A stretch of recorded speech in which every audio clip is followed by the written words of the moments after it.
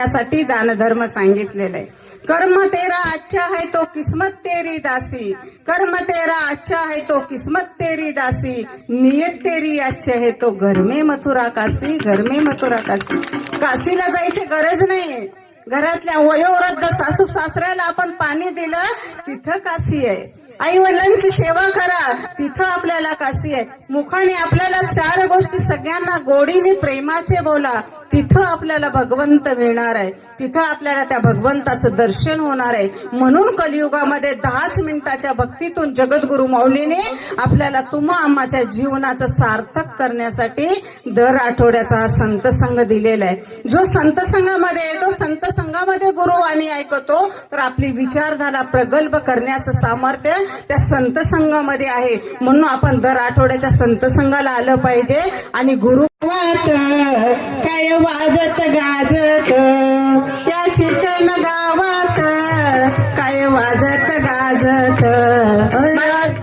गावात, काय वाजत गाजत त्या चिकन गावात, काय वाजत गाजत मालकी दिसते नालात, तर चालत मालकी बंधनात ध्यानात,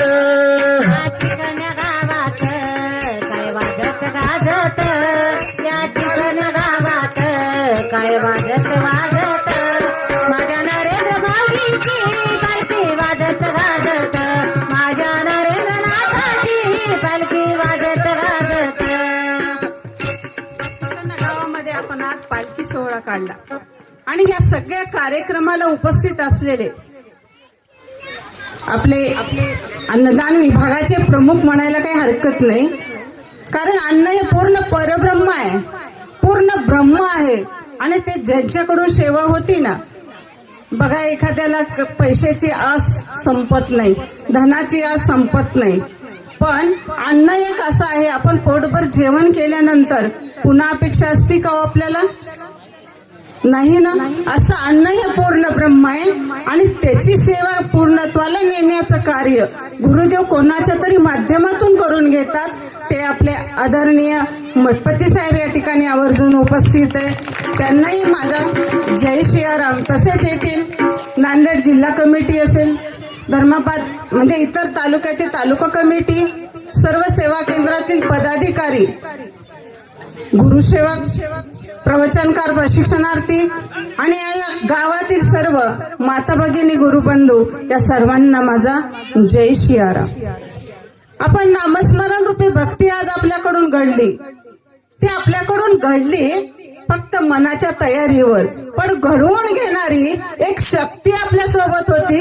ती शक्ती दुसरी तिसरी कोणीच नसून साक्षात आपले गुरु माऊली आहेत आणि ही शक्ती आज आपल्या सोबत होती। म्हणून प्रत्येकाकडून हा आगळा वेगळा कार्यक्रम म्हणजेच मनाला आनंद देणारा कार्यक्रम नामजप सोहळा आपल्याकडून पार पडला। कारण वेदांनी सांगितलेलं आहे, सगळ्या शास्त्रांनी सांगितलंय की सगळ्यात श्रेष्ठ भक्ती कुठली असेल तर ती नामस्मरण रूपी भक्ती। आणि ह्या नामामध्ये नवविधा भक्ती सांगितली, श्रवण कीर्तन विष्णू स्मरण, पाद सेवन अर्चन वंदन दास्य सख्य आत्मनिवेदन, ह्या भक्तिरूपी मंदिराच्या 9 पायऱ्या सांगितलेले। त्या 9 पायऱ्यामध्ये सगळ्यात भगवंताला जवळ जाण्याची सुलभ पायरी कुठली असेल तर ती आहे नामस्मरण रूपी भक्ती। आणि आज ती भक्ती प्रत्येकाच्या मुखातून, मग याच्यामध्ये पाऊल खेळणारे असतील, याच्यामध्ये या कार्यक्रमाला सहभाग नोंदवणारे असतील, कार्यक्रमाचे नियोजन करणारे असतील, कार्यक्रम माझ्या गुरुदेवांचा कार्यक्रम आहे त्याच्यामध्ये अहोरात्र झगडणारे की माझा हा कार्यक्रम यशस्वी होऊ दे। गुरुमाऊली आपल्याकडून कार्यक्रम करून घेतात, पण मनाचा आनंद आणि मनाचा उत्साह मोलाचं कार्य करते। त्या सगळ्या कार्यकर्त्यांना माझा सांप्रदायिक पद्धतीने जय श्रीराम। जन्मोजन्मी आम्ही बहु पुण्य केले, तेव्हा या विठ्ठले कृपा केली। अहो पूर्वजन्मीचं काहीतरी सुकृत खऱ्या अर्थाने आज आपलं फलद्रूप झालेलं आहे। म्हणून गुरुमाऊलीचं आगमन 2 वर्षापूर्वीच आपल्या गावामध्ये झालेलं आहे आणि या संत संगतीच्या माध्यमातून गुरुदेव आपल्याला सगुण निर्गुण रूपामध्ये उपदेश करत असतात। त्या उपदेशातून आपण काहीतरी घेऊन जायचं. काय घेऊन जायचं हो? संतांचा सहवास येऊन भाग्य नाही खास, संतांचा सहवास येऊन भाग्य नाही खास, संत चरणी विश्वास त्याने भगवंत जोडीला खास. संतांच्या चरणी आड श्रद्धा ज्याची आहे, विश्वास ज्याच्या ठिकाणी आहे ना, त्याला भगवंताचं दर्शन घडून दिल्याशिवाय राहत नाहीत. कलियुगामध्ये जगाच्या पाठीवर असे एक संत आपल्याला सद्गुरू म्हणून लाभलेले, त्यांच्या आपण उपस्थित म्हणजे संत संघामध्ये जे ज्ञान घेतो त्या ज्ञानातूनच आपली ही विचारधारा प्रगल्भ करण्याचं साधन संत संघ आहे. त्या संत संघाला आपण 2 वर्ष झालेले.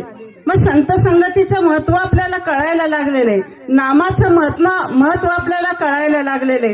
संतांच्या सानिध्यामध्ये आल्यानंतर नामस्मरण आपण जर केलं तर आपल्याला कितीही मोठं संकट येऊ द्या, त्या संकटाची तीव्रता कमी करण्याचे, त्या भोगाची तीव्रता कमी करण्याचं सामर्थ्य एकमेव आत्मज्ञानी ज्याचा संत संघ आपण श्रवण करतो त्या संतामध्ये असतात, त्या सद्गुरूमध्ये सामर्थ्य तेवढं आहे. बघा, एकनाथ महाराजांचे पूर्वज भानुदास महाराज, सगळ्यांना माहिती आहे एकनाथ महाराजांचे आजोबा भानुदास महाराज. भानुदास महाराज काय करायचे हो? प्रत्येक वारीला पायी जायचे पंढरपूरला. पायी जाता जाता मुखाने नामस्मरण असायचं, सोबत पालखी असायची आणि त्या पालखी सोबत मुखाने नामस्मरण करायचे. पांडुरंग हरी पांडुरंग हरी हा त्यांचा गजर असायचा. जसं की आज आपण आपल्या गुरुदेवांचं नामगजर सोहळा केलेला एक प्रहराचा, त्याच्यामध्ये आपण गणी गण गणात बोते, गणी गण गणात बोते या ध्वनीचा आपण मंत्रजाप केला. त्याच पद्धतीने पावलोपावली त्यांनी पांडुरंग परमात्म्याचं नामस्मरण करत करत पंढरपूरला पायी दिंडीमध्ये जायचं. पूर्वीच्या काळी कसं होतं, ठरलेल्या ठिकाणी ठरलेल्या गावामध्ये त्यांचा मुक्काम असायचा, पायी प्रवास असायचा. आपली सुद्धा वसुंधरा पायी दिंडी निघते, वसुंधरा पायी दिंडी निघते, त्याच्यामध्ये आपण बरेच जणी माता भगिनी असतील, बंधू असतील, गेलेले असतील. तसं मुखाने नामस्मरण करत करत भानुदास महाराज पंढरपूरला यायला लागले. ठरलेल्या ठिकाणी ठरलेल्या गावामध्ये मुक्काम असायचे का दाम्पत्याच्या घरी त्यांचा मुक्काम. त्या दाम्पत्याच्या घरी त्यांनी विठ्ठल विठ्ठल विठ्ठल म्हणत यावं. आल्यानंतर आपल्या घरी पालखी घेऊन जाणारे यजमान साक्षात पांडुरंग परमात्माच. पालखीमध्ये देव कुठले? ज्याची पालखी आज काढली ना तर साक्षात देव. तसं त्यांच्या पालखीमधलं पांडुरंग परमात्मा आपल्या घरी येणार आहे भानुदास महाराजांच्या रूपातून. म्हणून त्यांनी काय केलं तर आपल्या इथं मुक्काम आहे भानुदास महाराजांचा म्हणून अवगत स्वागत केलं. पहाटेच उठून सडा रांगोळी केली, पंचपक्वान्नाचं जेवण भानुदास महाराजांना केलं. दुपारची वेळ झाली, झपाझप पावलं टाकत भानुदास महाराज घरामध्ये येतात. घरामध्ये आल्यानंतर प्रसन्न मंगलमय वातावरण निर्माण झालं. जसं की आज आपल्या गुरु माऊलींचं नामघोष केला, आपण संत संघात पालखी काढली, सगळं गाव आनंदाने भरून गेलं की नाही हो? अगदी त्याप्रमाणे ते पती पत्नी आनंदामध्ये झाले आणि त्याने दुपारच्या वेळी भानुदास महाराजांना पान वाढून घेतलं. भानुदास महाराजांना पान वाढलं. भानुदास महाराज भोजन करायला लागले. भोजन करता करता पती पत्नीच्या डोळ्यामधून अश्रू यायला लागले. भानुदास महाराजांना वाटलं इतके दिवसामध्ये यांच्याकडे माझा हा मुक्काम असतो, पती पत्नीच्या डोळ्यामध्ये कधी अश्रू नाही आले. पण विचार करतात, भोजन करता करता जाता क्षणी त्यांना विचारावं म्हणून भानुदास महाराज बोलायला लागले. त्यावेळेस ते सांगू लागले, महाराज जीवनामध्ये अशा संतांच्या आगमनाने किंवा भगवंताच्या नामस्मरणाने आमच्या जीवनामध्ये कशाचीच उणीव नाही, पण एक मात्र दुःख आमच्या पती पत्नीच्या जीवनामध्ये आहे की आम्हाला संतान नाही. आम्हाला संतान प्राप्ती व्हावी हाच आशीर्वाद तुमच्याकडून हवाय. विठ्ठल विठ्ठल विठ्ठल म्हणत तथास्तु म्हणून भानुदास महाराज पुढच्या प्रवासाला निघून गेले. इकडे काय संतांनी आशीर्वाद दिलेला असतो, पालखीचं आगमन केलेलं असतं, सजावट केलेली असते, सगळा आशीर्वाद त्या ठिकाणी त्या पती पत्नीला मिळालेला होता.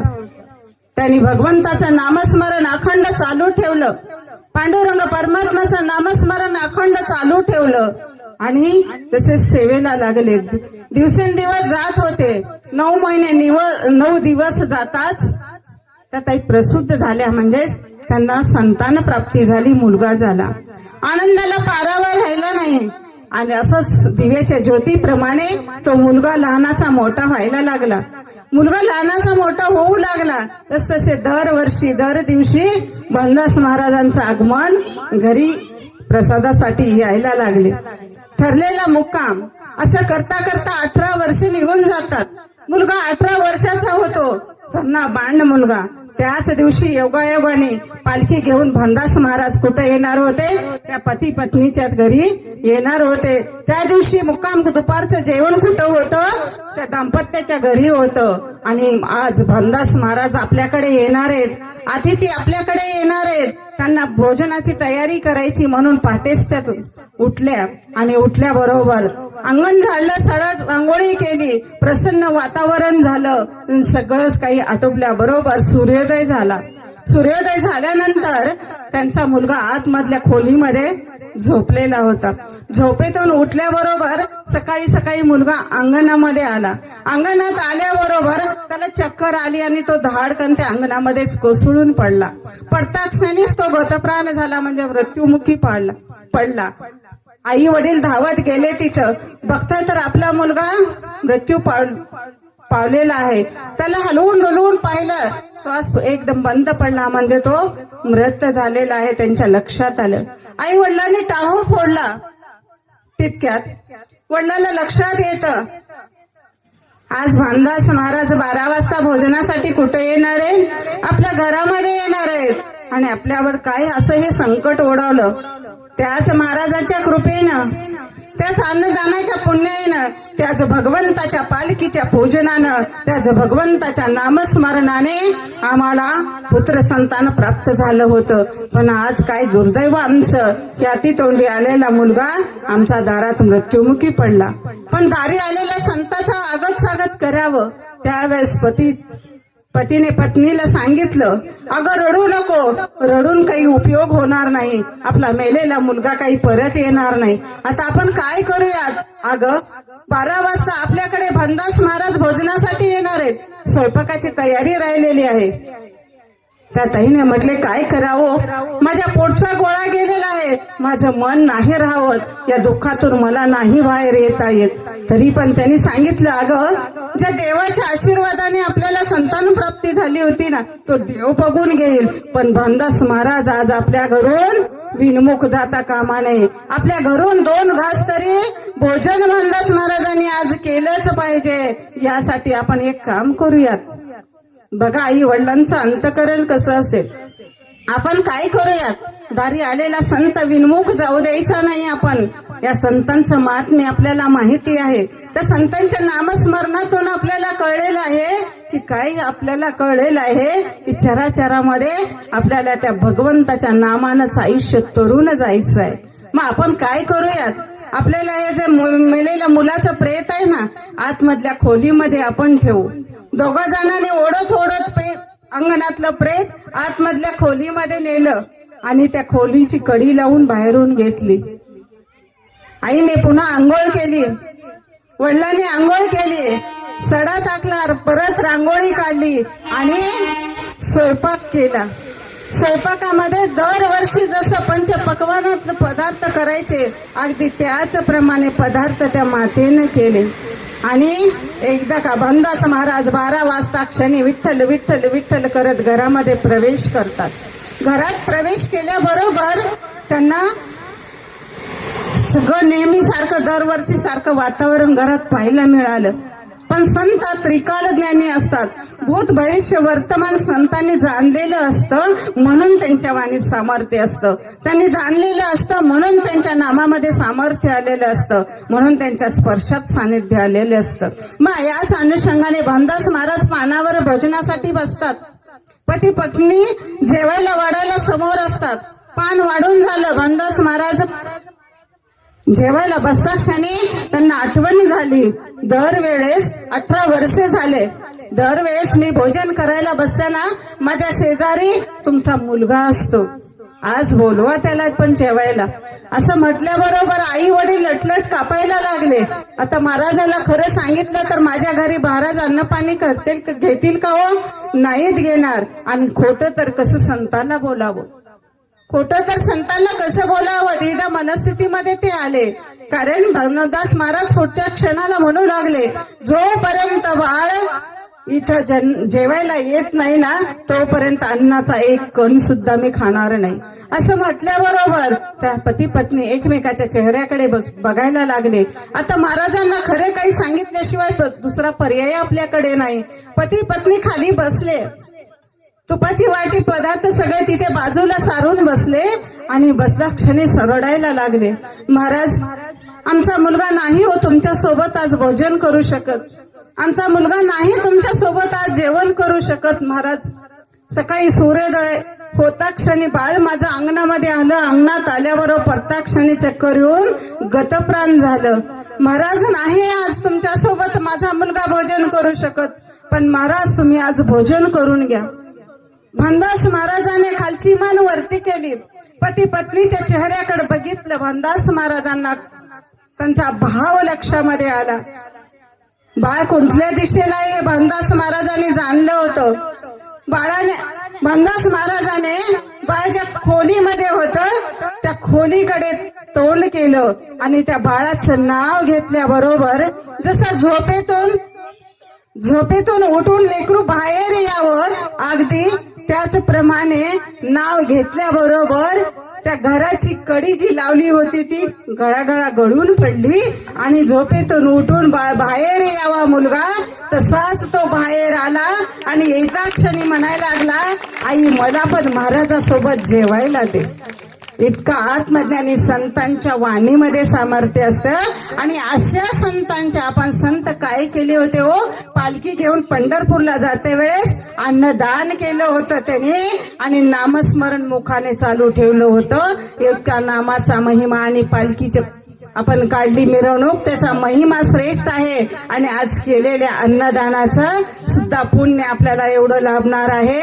म्हणून आपण संतांच्या सानिध्यामध्ये आलं पाहिजे आणि मुखाने नामस्मरण केलं पाहिजे. कारण नामसंकीर्तन साधन पै सोपे, जळतील पापे जन्मांतरीचे. जन्मजन्मीचे पाप आपल्याकडून जे झालेलं असतं त्या पापाचं क्षालन करण्याची संधी कुठली आहे तर भगवंताने सद्गुरूने दिलेलं ते नाम आपण जर घेतलं तर आपल्या पापाची धुनी झाल्याशिवाय राहत नाही. इतके सामर्थ्य त्या नामामध्ये आहे. म्हणून आपण ते नामस्मरण केलं पाहिजे. नामात मग आज आपल्याकडून गणी गण गणात होते. गणी म्हणजे काय हो, गणी म्हणजे शक्ती, गण म्हणजे लोक, गणात म्हणजे ब्रह्मांडात, बोते म्हणजे बोलते. मी एक शक्ती असून या ब्रह्मांडामध्ये बोलत आहे असं त्याचा अर्थ होत असतो. आणि आज आपण त्या शक्तीचं नामस्मरण केलेलं आहे. म्हणजेच त्या नामातून ज्या आराध्य दैवताने आपल्याला तो मंत्र दिला त्या दैवतेचं आपण नामस्मरण झालं. म्हणजे आज आपण एक प्रहारचा अखंड नामजप सोहळा केलाय. त्या नामातून आपल्याकडून कळत न कळत झालेल्या पापाचं क्षालन आज 100% काय 200% झाला. इतका नामाचा महिमा आहे. म्हणून आपण सुद्धा काय केलं पाहिजे तर नाम गाऊया, नाम घेऊया, नाम गाऊया, नाम घेऊया, नाम गाऊया, नाम घेऊया,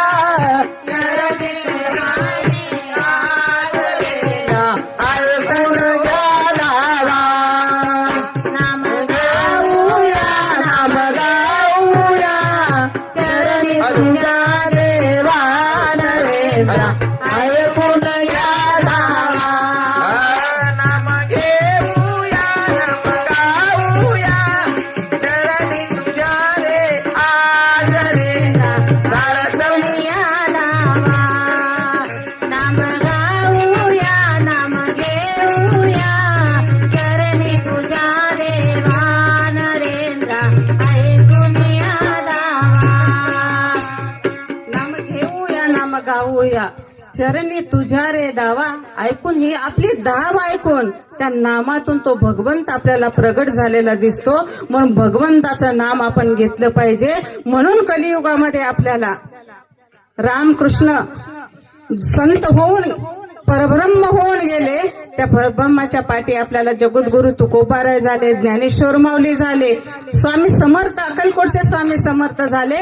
आणि कलियुगामध्ये आपल्याला तोच नामाचा महिमा सविस्तर भक्तीच्या माध्यमातून समजून सांगणारे कलियुगातले सद्गुरु कोण असतील तर अनंत विभूषित जगद्गुरु रामानंदाचार्य नरेंद्राचार्यजी आहेत. म्हणून आपण सुद्धा काय केलं पाहिजे तर अशा सद्गुरूंच्या ठिकाणी आपली भिस्त जोडली पाहिजे. त्यांनी कलियुगामध्ये आपल्यासारख्या प्रापंचिक जीवाला 10च मिनिटाची भक्ती का सांगितली हो? 24 तासातून 23 तास 50 मिनिट आपण संसार प्रपंच करायचं, पण उरलेले दिवसातून 10च मिनिट ही नामस्मरण रूपी भक्ती सांगितलेली. का तर त्यांना माहिती आहे माझे लेकरं जडमूड प्रपंच करायचं आहे त्यांना. असं सांगितलं का हो, संसार प्रपंचाचा त्याग करा तुम्ही आणि मी सांगेल तसं एक जपमाळ घ्या आणि नामस्मरण करत बसा. आपल्याला तसं सांगितलं असतं तर आपण इथं आलो असतो का हो? नाही आलं नसतं. कारण आपल्याला सुद्धा संसार त्याग न करिता प्रपंच उपाधी न सांडिता जनामध्ये सार्थकता होईची ना. आपल्याला संसार सोडायचा नाही. रामदास स्वामींनी पण तेच सांगितलं की बाबा रे तुला संसार सोडायची गरज नाही, पण त्या संसारामध्ये कसं राहायचं आपण. कमळ सगळ्यांना माहिती आहे, कमळ आपण कुंडीत लावलं तर येईल का हो? नाही येत. दलदल चिखलामध्ये कमळ फुलतं, पण त्या कमळाला बघितलं तर चिखल कुठंच त्याच्या स्पर्श झालेला असतो का हो? नाही. तसं कमळासारखं आपण जीवन जगायचं, ह्या संसार करायचा, पण संसारामध्ये अडकून राहायचं नाही. संसाराचं नंदनवन फुलवण्याचं सामर्थ्य परमेश्वरानेच माता भगिनी आपल्याला दिलेलं आहे.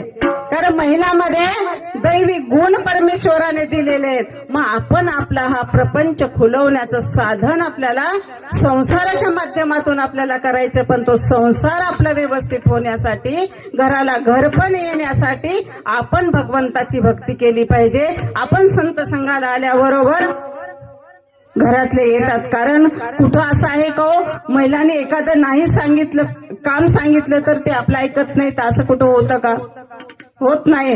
मग आपण सुद्धा अध्यात्मामध्ये राहून या भक्तीचा मळा जर फुलवायचा असेल त्यावेळेस आपल्या घराला खऱ्या अर्थाने घरपण येणार आहे. म्हणून जगद्गुरु माऊलींनी महिलांसाठी महिलांचे कार्यक्रम दिलेले असतात, पुरुषासाठी पुरुषांचे दिलेले असतात. आणि आपल्याला 1 जानेवारी पासून 30 जून पर्यंत हा नामजप सोहळा घ्यायला का सांगितलेला आहे? त्यांना माहिती आहे की माझ्या ह्या लेकराचा संसार फुलवला पाहिजे, त्या संसारामध्ये स्थैर्य आणलं पाहिजे. म्हणून जगद्गुरु माऊली म्हणतात तुम्ही मला भक्ती द्या, मी तुम्हाला स्थैर्य देईल. आज असं कुणी आहे का सगळं मला आहे, सुख आहे, समाधान आहे, पैसा आहे, संपत्ती आहे, सगळं काही आहे, असं कुणी आहे का हो? त्याला जीवनात कधी दुःखच नाही आलेलं. असं कुणी आहे का त्याला समाधान म्हणजे भरपूर सगळं काही आहे, असं सगळं गुण संपन्न आहे का कोणी? कशाची तरी उणीव आपल्याला असते, कशाचं तरी दुःख आपल्याला असतं. त्या दुःखातून आपल्याला मार्ग चांगला मिळावा, आपलं दुःख बाजूला व्हावं, सुखाची हिरवळ संसारामध्ये फुलावी.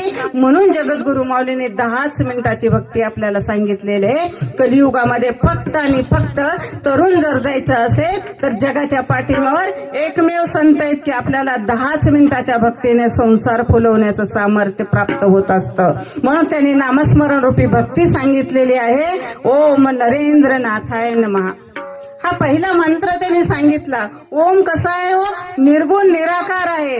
त्या निर्गुण निराकार ब्रह्माला जाणून घ्यायचं असेल तर तुला काय करावं लागेल? ते नामस्मरण घ्यावं लागेल. म्हणून ज्या आराध्याचं नाव घेतो, तुम्हाला जो देव आवडतो त्या देवाची जरूर भक्ती तुम्ही करा. देवाची भक्ती जरूर तुम्ही करा, पण ते केल्यानंतर 10च मिनिट ओम नरेंद्रनाथाय नमः मंत्राचा जप करा. तुमच्या जीवनामध्ये कितीही मोठं दुःख असू द्या, त्या दुःखाची तीव्रता कमी करण्याचं सामर्थ्य कलियुगामध्ये जगद्गुरु माऊलीमध्ये आहे. म्हणून आपण काय केलं पाहिजे तर त्या नामानं, त्या भक्तीतून आपण त्या भगवंताला एकत्र केले, एकरूप करून घेण्याचं साधन ही नामस्मरण रूपी भक्ती सांगितले. आणि त्यांनी हा मंत्र आपल्याला अवघड वाटला तर दुसरा मंत्र सांगितलेला आहे, गणी गण गणात बोते.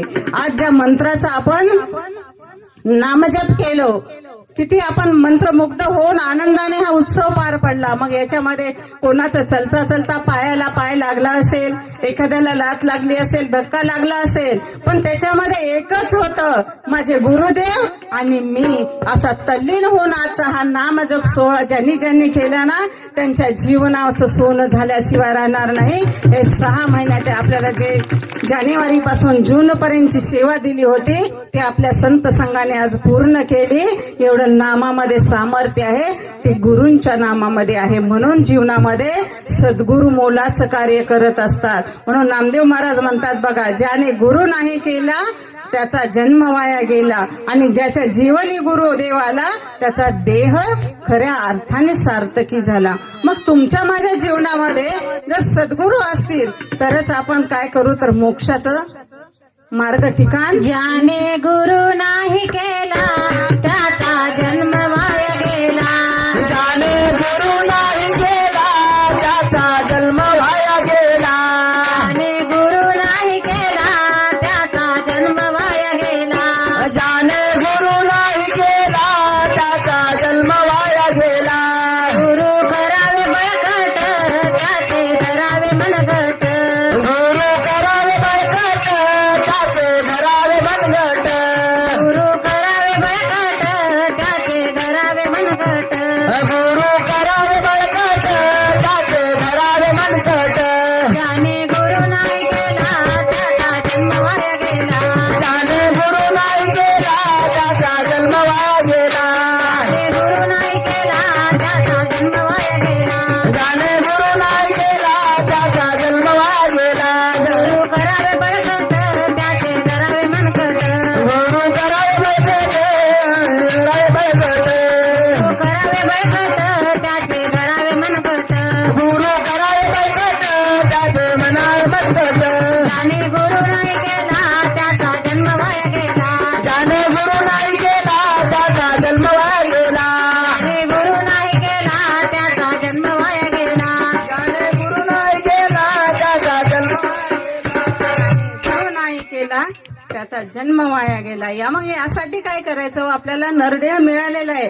नाना सुकृताचे फळ तो हा नरदेह केवळ, त्यामध्ये हे भाग्य सकळ तरीच सन्मार्ग मिळेल. आपल्याला पूर्वजन्मीच्या पुण्याने हा मनुष्य देह मिळालेला आहे. मग या नरदेहात आल्यावर आपण काय करायचं हो, तर जीवनामध्ये सद्गुरू केलं पाहिजे. आणि त्या सद्गुरूचं मनगट का आपलं बळकट धरायचं आहे, तर आपल्या जीवनामध्ये येणाऱ्या प्रत्येक संकटाला सामोरे जाण्याचं, बळ देण्याचं सामर्थ्य एकमेव गुरुनामात आहे. म्हणून जीवनात गुरूंची नितांत गरज आहे. जीवनामध्ये गुरु नसतील तर त्याचा जीवन व्यर्थ जाणार आहे. म्हणून जीवनाला एक आधारस्तंभ, या जीवनाला खऱ्या अर्थाने सार्थक करण्यासाठी गुरूंचं मोलाचं कार्य आपल्याला घ्यावं लागतं. त्यावेळेस गुरुदेव काय करतात हो, आपल्यावर कितीही मोठं संकट येऊ द्या, नुसतं संकटच नाही तर प्रपंच सुखाचा करतात, पण आणि परमार्थ पण आपला साध्य करून देतात. जो जो गुरुचरणी अनन्य शरण तयाचे मनोरथ पूर्वी नारायण. प्रपंचानी परमार्थ दोन साध्य करी तो म्हणे नरेंद्र. जगद्गुरु माऊली काय सांगतात आपल्याला, की बाबा रे, जो गुरूंच्या चरणी अनन्य भावे शरण जातो, अनन्य म्हणजे काय हो, अन्य कोणीच नाही, असा तो अनन्य भावे सद्गुरूंना शरण जो जातो, त्यांनी सांगितलेली नाम साधना जो करतो, त्यांनी सांगितलेली भक्ती मनातून अंतःकरणातून करतो, तोच काय करतो, प्रपंच, नुसता प्रपंचच साध्य करत नाही तर परमार्थ सुद्धा साध्य करतो. इतकं ताकद त्या गुरूंच्या पूजनामध्ये आहे, गुरूंच्या नामामध्ये आहे. म्हणून जीवनात सद्गुरू मोलाचं कार्य आपल्याकडून करून घेतात. म्हणून मोलाचं कार्य करून घेण्यासाठी आपले अनन्य भावे शरण आपण सद्गुरूंना गेलं पाहिजे. कसं शरण गेलं पाहिजे हो सद्गुरूंना, माझे सद्गुरू म्हणजे माझ्यासाठी सर्वस्व आहे, असा अनन्य भाव आपला असावा लागतो. ज्या वेळेस भाव असेल तिथंच देव प्रकट होतो असो. म्हणून आपण सद्गुरूवर भाव ठेवून राहिलं पाहिजे. माझे गुरुदेव, आध्यात्मिक शाळेत आपण ऐकत असाल, आध्यात्मिक शाळेत तर गुरुदेवाने शरणागती आपल्याला सांगितली. माझे गुरु म्हणजे गुरूंची इच्छा तीच माझी इच्छा. माझ्या गुरुदेवाने जे काही आपल्याला उपक्रमाच्या माध्यमातून सेवा देतात बघा, हे सेवा कशासाठी देतात हो? आपल्याला काही उद्योगाला लावायचं म्हणून देतात का? नाही हो. या मानवी मनाचं, या देहाचं खऱ्या अर्थाने सार्थक जर करायचं असेल तर त्यांनी आपल्याला त्रिवेणी संगम दिलेला आहे, तो म्हणजे सेवा, साधना आणि आचार धर्म. त्याच्यामध्ये ते पहिलं स्थान सेवेला दिलेलं आहे. का सेवेला दिलेलं आहे? ज्यांच्याकडून ही सेवा होईल त्याचा अहंकार जाईल. अहंकार गेल्यानंतर शुद्ध सत्वगुण त्याच्यामध्ये राहील आणि त्याच्याकडून त्याच्या हाताने कर्म चांगले होतील आणि कर्म जर चांगले झाले तर आपल्याकडून त्या कर्मातून पुण्यकर्म आपल्या हाती लागतात आणि त्या पुण्यकर्मातून झालेल्या पापाचं क्षालन होतो आणि शुद्ध आपल्या अंतःकरण शुद्ध झाल्यामुळे परमार्थ साध्य होतो, म्हणजे पुण्याचा संचय वाढून घेतो. म्हणून हे सेवा आलेल्या असतात. मग कुठली योजना असते आपल्याकडून, संजीवनी दान मरा म्हणतात. हे कशासाठी हो?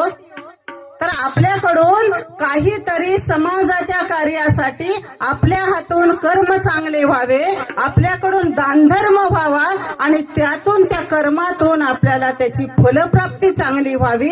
आणि असं सत्कर्म जर आपल्यातून झालं तर आपल्याकडून नक्कीच त्या दानाला खऱ्या अर्थाने किंमत आपल्या येत असतं. म्हणून आपण काय केलं पाहिजे तर आलेल्या सेवेमध्ये सहभागी आपण झालं पाहिजे. कुठलीही सेवा असू द्या, गुरुदेवाने दिलेली सेवा आपण ज्या वेळेस करतो त्यावेळेसच आपल्याला आपल्यातला अहंकार निघून जातो आणि तो अहंकार निघून गेल्यानंतर आपल्याकडून काय राहतो? असार निघून गेलं की सार राहतं. तसं मग सद्गुरू आपल्याला सेवेतून काय करतात? साधू वैसा चाहिये जैसा सूप सुभाये, सार सार गही रहे थोता देई उडाये. म्हणजेच काय हो, आपल्याला हे जे सेवा येतात त्यावेळेस आपण घरोघर जातो, धान्य माधुकरी मागतो, कुठली योजना असतो ती योजना आपण सांगतो. गुरुदेव आपल्या पीठावर आले तर आपण त्यांना तिथे दर्शनाला येण्यासाठी सांगतो. तिथं आपण सगळं गुरुदेवांचं दर्शन घेतल्यावर आपली अडचण असेल तर एखाद्या वेळेस अडचण सांगतो. ती अडचण आपण संत संघात सुद्धा कधी कधी जर सांगितली आणि आपला त्या मागचा भाव जर शुद्ध असेल तर तुमची समस्या संत संघात सुटल्याशिवाय राहत नाही. कारण एवढं सामर्थ्य जगद्गुरु मौलींच्या त्या संत संघाच्या प्रतिमेमध्ये सुद्धा आहे. म्हणून आपण काय केलं पाहिजे? जीवनाचं खरं जर अर्थ आपल्याला जाणून घ्यायचा असेल, जगी जीवनाचे सार घ्यावे जाणूनी सत्वर, जगी जीवनाचे सार घ्यावे जाणूनी सत्वर, जैसे जाती कर्म तैसे फळ देतो रे ईश्वर, जैसे जाती कर्म तैसे फळ देतो रे ईश्वर. जगी जीवनात सारे घ्यावे जाणूनी सत्वर, जगी जीवनाचे सारे घ्यावे जाणूनी सत्वर, जैसे जात कर्म तैसे फळ देतो रे ईश्वर, जैसे जात कर्म तैसे फळ देतो रे ईश्वर. जगी जीवनाचे सार घ्यावे जाणून सत्वर, जैसे ज्याचे कर्म तैसे फळ देतोय ईश्वर. आपल्या जीवनाचं सार कशामध्ये आहे हो? 5 गोष्टीमध्ये सार आहे. पहिलं आहे संत समागम, संत संघ आपल्याला. दुसरं आहे प्रभू भजन. तिसरं आहे दया दान उपकार. म्हणजे संत संघ. दर आठवड्याचा दर रविवारचा आपला संध्याकाळी 7चा जो संत संघ आहे त्या संत संघाला जर आपण आलो तर पहिलं आपलं तत्व आपण पूर्ण करतो जीवनाचं सार्थक होण्यासाठी. दुसरं सांगितलेलं आहे त्यांनी प्रभू भजन. आज आपण प्रभूचं भजन केलं ना नामाच्या माध्यमातून, ते झालं प्रभू भजन. जो नामामध्ये राहतो त्या प्रभू भजनामध्ये राहतो त्याला दुसरी सेवा सुद्धा होते. तिसरं आहे दया.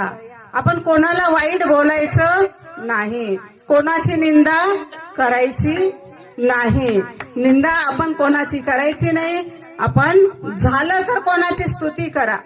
एखाद्याचा मुलगा 10वीला 90% मार्क घेतला तर जरूर त्याची स्तुती करा, कारण त्याच्या उज्ज्वल यशाचं शिखर तो मुलगा गाठलेला आहे. म्हणून जरूर त्याची स्तुती करा.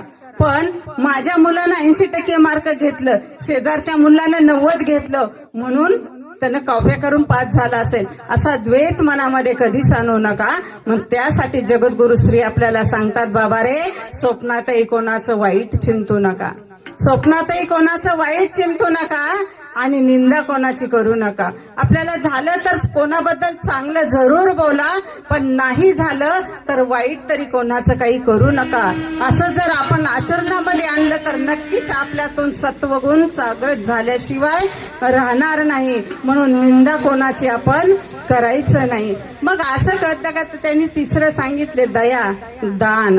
आपल्याकडून काही अंशी तरी दानधर्म झाला पाहिजे. मग आपल्याला ज्यावेळेस याचक आपल्या दारामध्ये येतो ना, त्यावेळेस काहीतरी मागायला येतो नाही हो, आपल्याला काहीतरी पुण्य आपल्या पदरात टाकण्यासाठी आलेला असतो आपल्या दारामध्ये. त्यावेळेस आपण समजून जायचं, माझ्याकडे कोणीतरी आले ना, याचा अर्थ खराच मी धनिक आहे. कोणाला मागितलं जातं पैसे असो, कोणाकडे अमुककडे पैसे आहेत म्हणूनच गरीब त्याला मागतो ना, त्यावेळेस आपण समजायचं खऱ्या अर्थाने मी आज श्रीमंत आहे, जे की माझ्याकडे ही सेवा आलेली आहे. मग ती कुठलीही असू दे, खऱ्या अर्थाने मी माझ्या गुरुदेवांच्या दृष्टीने मी खऱ्या अर्थाने श्रीमंत आहे म्हणून माझ्याकडे हे पद आलेलं आहे. ते पद म्हणजे मानपानासाठी नाही, पण ते पद कशासाठी आहे, माझे पाऊल काहीतरी गुरु सेवेमध्ये पडणार आहे. मग आपण आपल्या सवंगड्यासोबत जाऊन जी केलेली सेवा ती गुरुदेवांना अपेक्षित आहे. त्यावेळेस समजायचं की मी खऱ्या अर्थाने श्रीमंत आहे. मग त्यावेळेस आपण त्या सेवेमध्ये भले की आपल्याकडे पैसा नसू द्या, पण आपण उतरण्याचा प्रयत्न करा. आपली झोळी भरण्याचं, आपला खिस्सा भरण्याचं सामर्थ्य पाठीमागे माझा गुरुदेव बसलाय ना, त्या गुरुमध्ये आहे, त्यांनी मला देतील. म्हणून आपल्या हातातून कर्म चांगले होण्यासाठी दानधर्म सांगितलेलं आहे. कर्म तेरा अच्छा है तो किस्मत तेरी दासी, कर्म तेरा अच्छा है तो किस्मत तेरी दासी, नियत तेरी अच्छा है तो घर में मथुरा काशी, घर में मथुरा काशी. काशीला जायची गरज नाही. घरातल्या वयोवृद्ध सासू सासऱ्याला आपण पाणी दिलं, तिथं काशी आहे. आई वडिलांची सेवा करा, तिथं आपल्याला काशी आहे. मुखाने आपल्याला 4 गोष्टी सगळ्यांना गोडीने प्रेमाचे बोला, तिथं आपल्याला भगवंत मिळणार आहे. तिथं आपल्याला त्या भगवंताचं दर्शन होणार आहे. म्हणून कलियुगामध्ये 10 मिनिटाच्या भक्तीतून जगद्गुरु माऊलीने आपल्याला तुम्हा आम्हाच्या जीवनाचं सार्थक करण्यासाठी दर आठवड्याचा हा संत संघ दिलेला आहे. जो संत संघामध्ये येतो, संत संघामध्ये गुरुवाणी ऐकतो, तर आपली विचारधारा प्रगल्भ करण्याचं सामर्थ्य त्या संत संघामध्ये आहे. म्हणून आपण दर आठवड्याच्या संत संघाला आलं पाहिजे आणि गुरुबोध तिथे घेतला पाहिजे. आपण ज्यावेळेस अडचणीत असू ना, त्यावेळेस नक्कीच ते आपल्याला अडचणीतून सोडवण्याचं कार्य ज्याच्या संत संघात आपण बसलो ना, ते बरोबर करतात.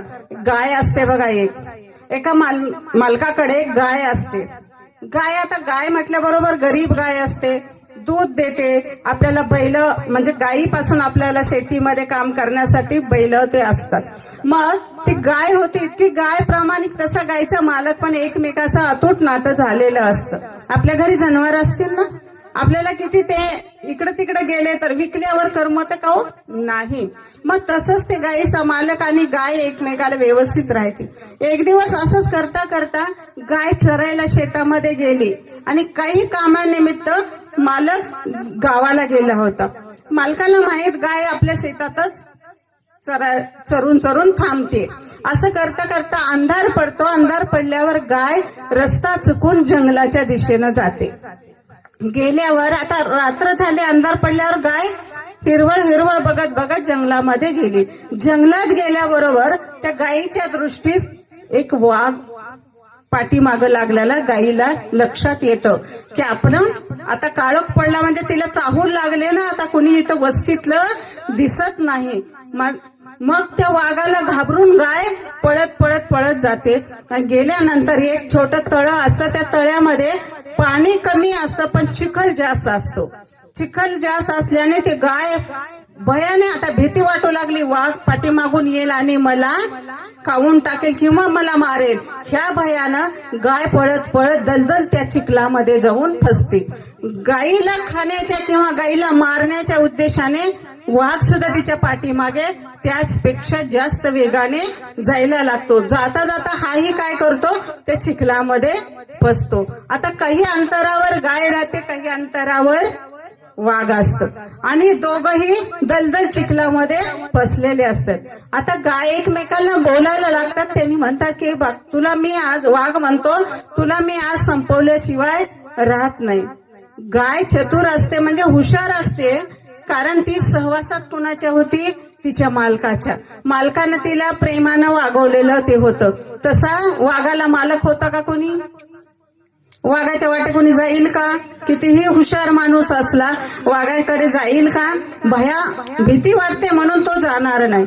मग ते गायीचं संभाषण चाललं. गाय विचार करून म्हणते, अरे वाघा, आपण दोघंही दलदल चिखलामध्ये अडकलो हे ठीक आहे, पण आणखीन रात्र होऊ दे किंवा उद्याची सकाळ होऊ दे, मला माझा मालक शेतात येईल. शेतात आल्यावर मी गाय जर दिसली नाही तर त्यानं माझी शोधाशोध करत जंगलापर्यंत येईल आणि मला उद्या तरी तो मालक माझा घेऊन जाईल. पण तुझं काय होणार आहे?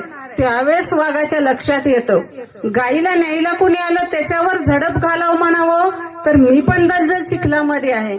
आणि असं संभाषण होता होता सूर्योदय होतो. इकडे मालक पटकन शेतावर येतो, कारण काल कधी गायला आपण सोडलेलं आहे मोकळं आणि गावाला गेलो होतो ना, रात्री उशिरा घरी आले. मग सकाळी बघून आपली गाय कुठं आहे म्हणून पाहण्यासाठी तो लगबगीने शेताकडे येतो. शेताकडे आल्यानंतर बघतो तर गाय नाही. गाय नेहमीप्रमाणे चरत चरत इकडे जंगलात गेली असेल. तिचा शोध घेण्यासाठी हा निघतो. बघतो तर जवळच्या तळ्यामध्ये गाय फसून बसलेली आहे. पुढे नजर जाते तर वाघ पण तळ्यात फसून बसलेले. तो म्हणतो, वाघ फसून बसू काही हो, आपण आपली सुटका, आपल्या गायीची सुटका करायची. लगबगीने गावाकडे येतो, दोरखंड घेतो, 4-2 माणसं मदतीला घेतो आणि नाना प्रयत्न करणार आणि गायीची चिखलातून सुटका करून गायीला सुखरूप शेतामध्ये आणतो. तिला धुतलं वगैरे जातं आणि गायीला सांभाळ करतो. त्या दृष्टांताचं तात्पर्य काय? आपण संसार रूपी चिखलात असंच फसलो, आपण अडकलं तर आपल्याला कोण सोडवणार आहे? गुरु जर नसतील, वाघासारखी गत आपली होईल की नाही? बाहेर आले की आपल्याला भिणार, गरीब लोक भिणार, आपल्याला घरातले लोक कदाचित लेकरं बाळ तरी भिणार, कारण बायका तर शक्य नाही. मग त्या भिणार, असं वाटणार आपल्याला. पण ज्यावेळेस दलदल चिखलात म्हणजे अडचणीत आपण फसू, त्यावेळेस आपल्या जीवनात जर गुरुदेव नसेल तर आपल्याला मदत आपण कोणाला मागणार? त्यासाठी जीवनात सद्गुरूंची नितांत गरज आहे. कितीही मोठं संकट आपल्यावर येऊ द्या, आपला हात जर आपण गुरूंच्या हातामध्ये स्वाधीन केला ना, त्या दलदल चिखलातून कितीही मोठ्या समस्येतून बाहेर काढल्याशिवाय राहणार नाही. जगाच्या कपाटीवर असे संत सद्गुरू असतात. म्हणून सद्गुरुविन जन्म निष्फळ, सद्गुरुविन दुःख सकळ, सद्गुरुविन तळमळ जाणार नाही. सद्गुरु शिवाय खऱ्या अर्थाने जीवनाचं दुःख जात नाही. आपल्याला वाटतं ज्यावेळेस मला दुःख येईल ना, त्यावेळेस माझा नवरा माझ्या मदतीला धावून येईल, माझी मुलगी येईल, मुलगा येईल, माझ्याकडे एवढी संपत्ती आहे. पण कोणी नाही, कोणी कोणाचंच नाही. जन हे चुकाचे, दिले घेतल्याचे, अंतकाळी नाही कोणी कोणाचे. झाल्या क्षीण शक्ती, नाक डोळे गळती, सांडून पळती रानपोर. तुकोबारा म्हणतात, तुझा नव्हते बा कोणी, एका चक्र पाणी वाचून, एका सद्गुरु शिवाय तुला कोणीच तारणार नाही. एका गावामध्ये असाच एक सप्ताह होता. त्या सप्त्यामध्ये एक कीर्तनकार 7 दिवस कथाकार बोलवला होता. कथा चालू असेल, कदाचित भागवत असेल, रामकथा असेल, ती कथा चालू होती. सकाळी कथा असायची आणि संध्याकाळी त्याच महाराजांचं कीर्तन असायचं. मग असा दिनक्रम 7 दिवस त्या गावामध्ये चालला. 1 दिवस गेला, 2 दिवस गेले, 3 दिवस गेले. त्या गावामध्ये एक असाच नास्तिक प्रवृत्तीचा माणूस होता. तो माणूस काय करू लागला? तो माणूस कीर्तनाला तर नाही गेला, कथेला नाही गेला, उलट जाणाऱ्या येणाऱ्या लोकांना म्हणायचं, नाही हो, कीर्तनकारांनी रात्री काय सांगितलं हो, नास्तिक होता त्याला समजून सांगून तो भक्ती मार्गात यावा म्हणून त्या दुसऱ्या गावातल्या माणसांची तळमळ होती. तो म्हणला महाराजांनी रात्री कीर्तनात सांगितलं हो, जन हे सुखाचे दिले घेतल्याचे अंतकाळी कोणी कोणाचे नाही. तेव्हा आपण शेती कमवली, बाडी कमवली, मुलाला शिकवलं, सून आणली, नातू झाला, नोकरी लागले, सगळं आपलं सगळं चांगलं झालंय. मग तो नास्तिक माणूस म्हणतो, बाबा रे त्या महाराजालाही काही काम नाही, महाराजाची स्तुती करतो, तुलाही काही उद्योग नाही. आपल्याला आपल्या दुःखामध्ये आपली पत्नी येणार, एवढं मोठं संपत्ती आपल्याकडे आहे, मुलं सुना, याच्याशिवाय दुसरं कोण येणार आहे हो, असं म्हणतो. त्या माणसाला वाटतं, माणसाने लगबगीने जाऊन त्या महाराजाला सांगितलं की अमका माणूस हो आपल्या कथा कीर्तनामध्ये येत नाही. त्यावेळेस ते महाराज म्हणतात, आता असू दे, त्याची नास्तिक वृत्ती आहे, तो माणूस मोचा नाही, पण त्याचा स्वभाव कदाचित त्या श्रीमंतीचा गर्वाने बनला असेल. का संत असे असतात की कोणाचा द्वेष करत नाहीत, कोणाला टाकून बोलत नाहीत. मग असंच योगायोगाने काय होतं, दुसऱ्या दिवशी शेतावर जातो. तो शेतात गेल्यावर भर दुपारचं ऊन त्याला लागतं. ऊन लागल्याबरोबर चक्कर येऊन शेतातच पडतो. लगबगीनं शेतातल्या नोकरानं बघितलं, नोकराने मुलाला फोन केला. मुलगा तो त्वरितच 4 चाकी गाडी घेऊन शेतात गेला, गाडीत घातलं, त्या आजोबाला घरी आणल्यानंतर अंगणामध्ये ठेवलं, हवा घातली लागली, सगळेजण फॅन लावा हे करा, मग ओट्यावर ठेवलं, फॅन लावला. मग इकडे सगळीकडे वार्ता पसरली की अमका माणूस सिरियस झालेला आहे, का तर त्याला मोठी चक्कर आली, आता अटॅक येऊन मरतो का काय की. अशी लगबगीने चर्चा झाली. चर्चा कुठपर्यंत गेली, मंदिरामध्ये सप्ताह चालू होता तिथपर्यंत गेली. कथा श्रवण सगळ्यांनी केली होती, पण आता संध्याकाळचं कीर्तन आहे.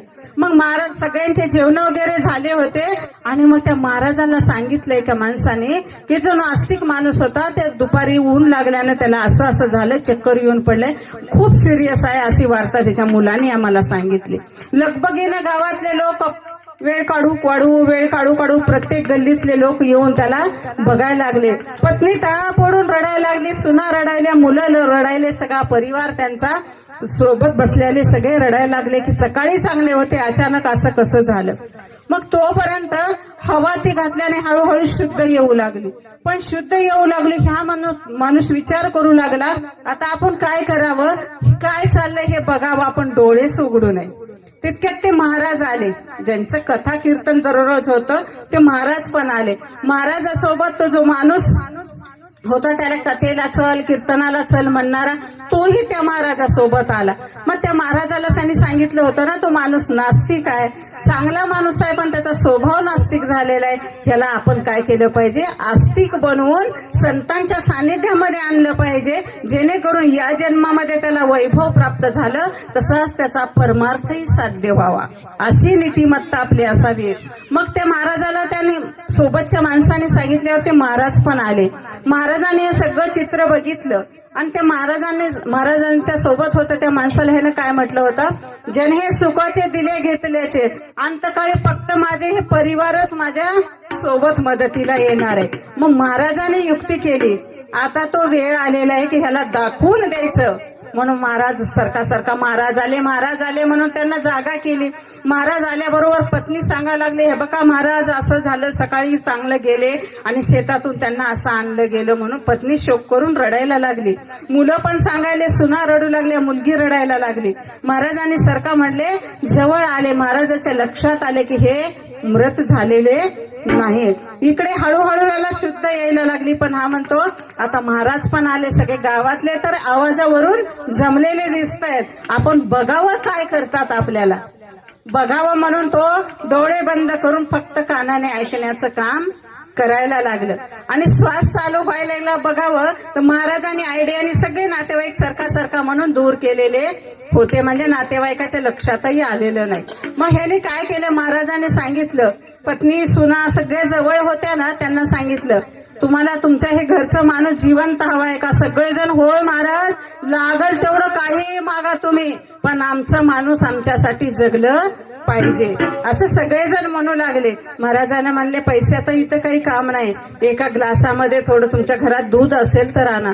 लगबगीनं सुनेनं गेली, आतमधल्या खोलीतून ग्लासात दूध घेऊन आली. आल्याबरोबर महाराजाने काहीतरी ती ग्लास जवळ घेतला, काहीतरी मंत्र टाकल्यासारखं त्या ग्लासातल्या दुधाकडे बघून पुटपुटल्यासारखं केलं आणि त्यांनी सांगितलं, हे सगळं. पत्नी रडायला लागली, माझं सौभाग्य टिकून राहिलं पाहिजे.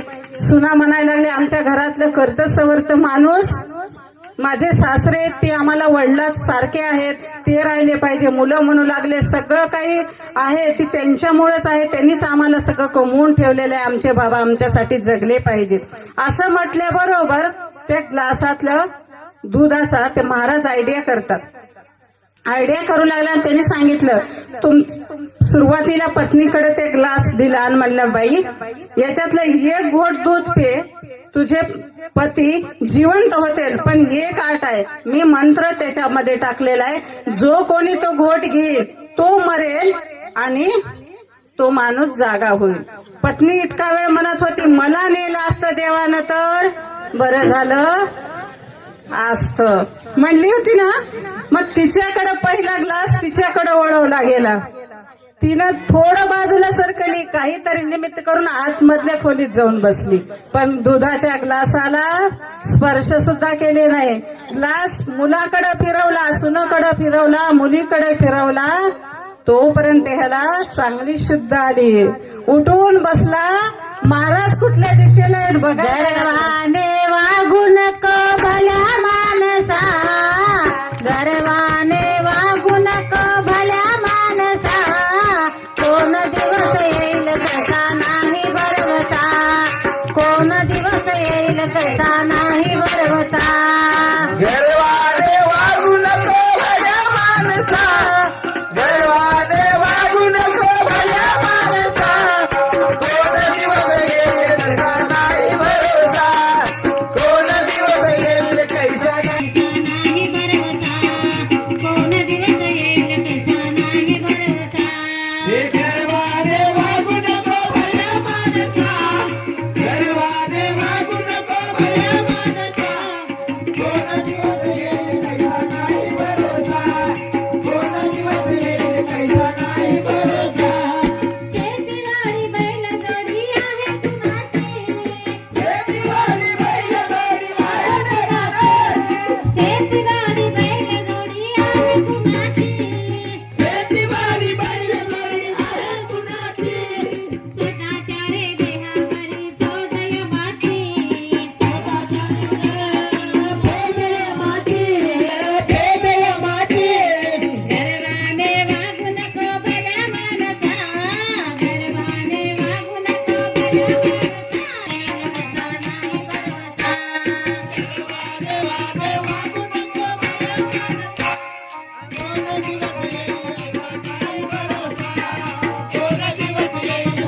नाही बरवता. दोन गावाला तर तुझी 3 लाखाची, साडेतीन हात जागा ठेवली हक्काची, साडेतीन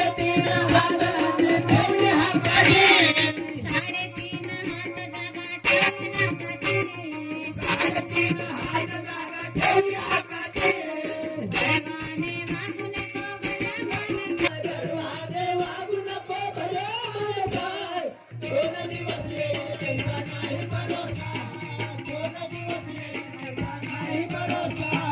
तुका म्हणे भले भले सद्गुरु वाचुनी मार्ग पाणी शोधुनी, सद्गुरु वाचुनी गर्वाने वागू नको भल्या मानसा, गर्वाने वागू नको भल्या मानसा, दोन दिवस येईल तसा नाही बरवता. कोण दिवस येईल कैसा नाही भरोसा. याचा काही भरोसा आहे का? उद्या काय, मी आता बोलत आहे, तासाभराने मला काय होईल हे माहिती आहे का? मला नाही माहिती. मग यासाठी आपण काय केलं पाहिजे हो? मनुष्य देह मला मिळालेला आहे, या देहाचं खऱ्या अर्थाने सार्थक व्हायचं असेल तर जीवनात सद्गुरूंच्या उपदेशाप्रमाणे वागलं पाहिजे. जो देव तुम्हाला आवडतो त्या देवाची जरूर भक्ती तुम्ही करा, पण दर आठवड्याचा संत संघात या माऊलीच्या येऊन बघा. त्यावेळेस आपल्याला काय योग्य आहे, काय अयोग्य आहे, माझ्यावर आज प्रसंग आलेला आहे, त्या प्रसंगावर मी कशी मात केली पाहिजे, माझा संसार कसा फुलवला पाहिजे, माझ्या या मुलांना संस्कार कसे चांगले लागले पाहिजे. कारण कलियुगामध्ये आपला मुलगा जर व्यसन करणारा निघाला, आताच त्या भाऊचा सत्कार झाला, त्या भाऊच्या दुःख म्हणजे त्या अगोदर त्यांच्या घरामध्ये कळा कशी असेल हो. सगळीकडून त्या भाऊचं नुकसान झालेलं होतं ना, त्यांचं शारीरिक नुकसान झालेलं होतं, आर्थिक नुकसान झालं होतं, सामाजिक नुकसान त्यांचं झालं होतं की नाही. समाजामध्ये व्यसन करणाऱ्या माणसाला पिदाड म्हटलं जातं, त्याला आदर सत्कार करून असे मोठे कार्यक्रम होतात, तिथे या संतपीठावर म्हणले असते का हो? त्याच भाऊला जगद्गुरु माऊलीच्या कृपेने आज 4 माणसांमध्ये उंच ताट मान करून जगण्याचं सामर्थ्य कुणामुळे आलं हो? त्यांच्या उपदेशानेच व्यसनमुक्ती झाली. त्याच्यासाठी त्यांनी गंडे दिले का हो? त्याच्यासाठी कुठला मोठा डॉक्टर केला का हो? त्यांना फक्त मानसोपचार पद्धतीने म्हणजे मानसिकता त्यांची व्यवस्थित करून, त्यांची मानसिकता सांभाळून फक्त आणि फक्त उपदेशाने व्यसन सुटले की नाही. मग असा संस्कार देणारे, असे व्यसनमुक्तीपासून आपल्याला व्यसनापासून दूर राहणारे लोकांना, व्यसनाधीन झालेल्या लोकांचे व्यसन दूर करणारे जगाच्या पाठीवर लाखो काय करोडो लोक आज व्यसनातून मुक्त केलेले आहेत. त्या घरातल्या माता भगिनींना विचारा की दुःख म्हणजे काय असतं नवरा दारुडी असल्यावर.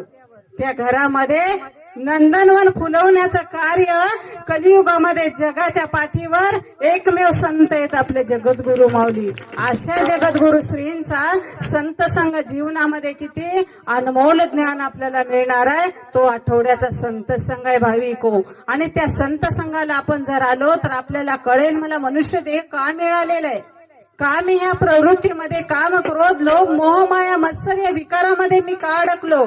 त्या विकारातून बाहेर काढण्याचं साबण, या मनाला जे मलिनता या विकाराने झालेले आहे ते धुवून काढण्याचं साबण दर आठवड्याचा संत संघ आहे. म्हणून आपल्या संत संघ 2 वर्ष झालं चालू आहे आणि संत संघाला उपस्थिती पण चांगली आहे. पण इथून पुढं प्रत्येक घरामध्ये घर तिथे नरेंद्र, गाव तिथे संत संघ करण्यामध्ये आपला तालुका धर्माबाद 1 नंबरला असायला पाहिजे, 1 नंबरलाच असायला पाहिजे.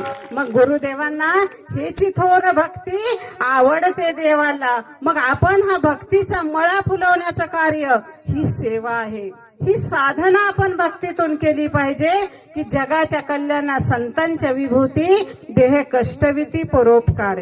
ज्या संतांना आत्मप्रचिती आहे, ज्या सद्गुरूंना विज्ञान प्रचिती आहे, ज्या सद्गुरूंना गुरु प्रचिती आहे. आपण म्हणतो बघा आदिनाथ गुरु सकळ सिद्धांचा, म्हणजे मच्छिंद्र दयाचा मुख्य शिष्य. मच्छिंद्राने बोध गोरक्षसी केला, गोरक्ष वळला गहिनी प्रती. म्हणजेच काय हो, हे जगद्गुरु माऊली दुसरे तिसरे कोणी नसून साक्षात दत्त परंपरेतून आलेले साक्षात गुरुदेव आपल्याला लाभलेले. आदिनाथ मूळ पासून आपल्याला ही दत्त परंपरा आलेली आहे. त्या दत्त परंपरेतलेच आपले सद्गुरू भेटलेले आहेत, म्हणजे साक्षात दत्त महाराज आपल्याला मिळालेले आहेत. मग यांच्या ठिकाणी अनन्य भावे जर आपण शरण गेलो ना, जो जो गुरुचरणी अनन्य शरण तयाचे मनोरथ पूर्वी नारायण. आपलं मनोकामना पूर्ण करण्याचं साधन साक्षात दत्त महाराज म्हणून यांना जर आपण पूजलो तर त्रिवेणी संगम असणारे आत्मप्रचिती, शास्त्र प्रचिती, गुरु प्रचिती असणारे संत जगाच्या पाठीवर आपल्याला लाभलेले. त्यांच्या भक्तीत 10 मिनिट आपण तल्लीन झालं पाहिजे. स्वप्नातही कोणाचं वाईट चिंतायचं नाही, तुम्ही जगा दुसऱ्याला जगवा. हा संदेश त्यांनी आपल्यासाठी का दिला तर आपल्याला या मनाला सत्वगुण गरजेचा असतो. आपल्याला कधीतरी कोणाचा राग येतो, कोणाबद्दल द्वेष आपण करतो, कधी पैशाचा मोह आपल्याला येतो की नाही, येतो ना. कधीतरी पाप कर्म खोटं बोलण्याचं आपल्याकडून होतं. आपल्या घरामध्ये गॅसवर किंवा चुलीवर दुधाचं पातेलं आहे, शेजारची बाई दूध मागाय आल्यावर आपण सगळंच देतो का तिला? नाही. मग असून नाही म्हणायचं, कधीतरी पाप आपल्याकडून होतं की नाही. असं जीवनामध्ये क्षणोक्षणी, कारण आपला देह रजोगुण तमोगुण सत्वगुणाने या पंचतत्वानेच बनलेला आहे. म्हणून ही वृत्ती, हे पाप आपल्याकडून घडतं. त्या पापाचं क्षालन करण्याचं साधन दर आठवड्याचा संतसंग आणि गुरुतत्वातून आलेली सेवा, ह्या दोन गोष्टी जर आपण वापरल्या तर नक्कीच आपल्या मनाला ही मलिनता आलेली ती धुवून जाण्याचं साधन म्हणजे या सेवा आहे. म्हणून आपण प्रत्येकाने काय केलं पाहिजे, त्या सेवेमध्ये सहभागी झालं पाहिजे. प्रत्येक वेळेस लातूर जिल्ह्यामध्ये मुरुड म्हणून एक गाव आहे आणि तिथे 2023 ला पादुका दर्शन सोहळा होता. उन्हाळ्यामध्ये 26 एप्रिलला पादुका दर्शन सोहळा होता आणि त्या अनुषंगाने आम्हाला माधुकरीची सेवा प्लस गुढीपाडव्याची शोभायात्रा आणि पादुका दर्शन सोहळा, आणि पादुका दर्शन सोहळा करण्यासाठी मला निधी पण बऱ्यापैकी लागणारा असतो. मग त्यासाठी गुरुदेवांच्या सिद्ध पादुका येणार आहेत, माधुकरी पण आपल्याला मागायची. म्हणून प्रत्येक माता भगिनी ग्रुप करू लागले आणि प्रसार प्रचारासाठी निधी मागण्यासाठी जाऊ लागल्या. ही सेवा माझ्यासाठी, गुरुदेव माझ्या गावाला येणार आहेत, माझ्या जिल्ह्यात येणार आहेत, माझ्या तालुक्यात येणार आहेत, हाच एकमेकांना ध्यास लागलेला होता. असं करता करता आम्ही त्या मुरुड सर्कलमध्ये 10-12 असे ग्रुप केले आणि ते ग्रुप प्रत्येक युनिटला वाटून दिले. 6 महिला, त्याच्यात 2 गुरुबंधू, असं घेऊन त्या महिला कार्य करू लागले. एक महिला होत्या, त्यांचं नाव आहे राधाताई सवासे. त्या महिला खूप श्रीमंत घरच्या होत्या, घोषा पद्धती होती, पाटील घराण्यातल्या होत्या. त्या ताई कधी गेटच्या बाहेर सुद्धा गेलेल्या नव्हत्या. पण त्या ताईला एक समस्या होती, त्या ताई कोणाला सांगू शकल्या नाहीत. पण त्या ताईला वाटायचं हे कशा गुरुदेवांचं नामस. ताई अनुग्रहित होत्या. गुरु माऊलीचे संतसंग लॉकडाऊन मध्ये मोबाईल होतं, तेवढाच त्यांनी केलेला, पुन्हा त्यांना त्या बाहेर जायच्या नाहीत. पण त्या ताईला इतकी ओढ होती की मला सुद्धा हे संकट आले, अडचण आले, मी सुद्धा काही अंशी ह्या महिला जशा फिरून सेवा करतात ना तसं मी केलं पाहिजे. त्यांच्या सोबत संजीवनी प्रमुख ताई सोबत घेतल्या त्या ताईंनी. आज कसं आपल्याला इथं संजीवनी प्रमुख आपल्या जिल्ह्याच्या लाभलेले आहे, तशाच आमच्या तिथे पण अनिताताई शिंदे नावाच्याच तालुका संजीवनी प्रमुख ताई होत्या. त्या ताई सारखं जाता येता म्हणायच्या, सवाशे ताई घरामध्ये बसू नका, तुम्ही कितीही श्रीमंत. त्या ताईला गर्व मात्र कशाचा नव्हता, गर्व कशाचाच नव्हता. समस्या होती कारण नियती आणि आपलं कर्म कोणाला चुकलेलं नाही. कर्म ह्या हाताने आपण इथंच कर्म केलं. पूर्वीच्या काळी होतं ज्यावेळेस सत्ययुग, द्वापार युग, त्रेतायुग होतं, कलियुग. पण आता कलियुगाचा अंतिम क्षण आलेला आहे. नियतीचं चक्र पूर्ण फिरलेलं आहे. 10 वर्षाच्या मुलाला शुगर निघत आहे. मनुष्याचं 100 वर्ष आयुष्य कोणाचंच राहिलेलं नाही. मग ह्या कलियुगामध्ये नियतीचं चक्र फिरलेलं आहे. कली घुसलंय म्हणून आपलीच वृत्ती, आपला सक्का भाऊ भावाला भाऊ म्हणतो का हो, आता भावकी म्हणली जाते. आणि प्रॉपर्टीसाठी आपल्या बहिणीला लहानाचं मोठं करतो, लग्नामध्ये खर्च करतो. आई वडील गेले की ती मुलगी माझा हक्क मागायला तिथं येऊन बसते की नाही. मग बहीण राहिली का हो, राहिली का?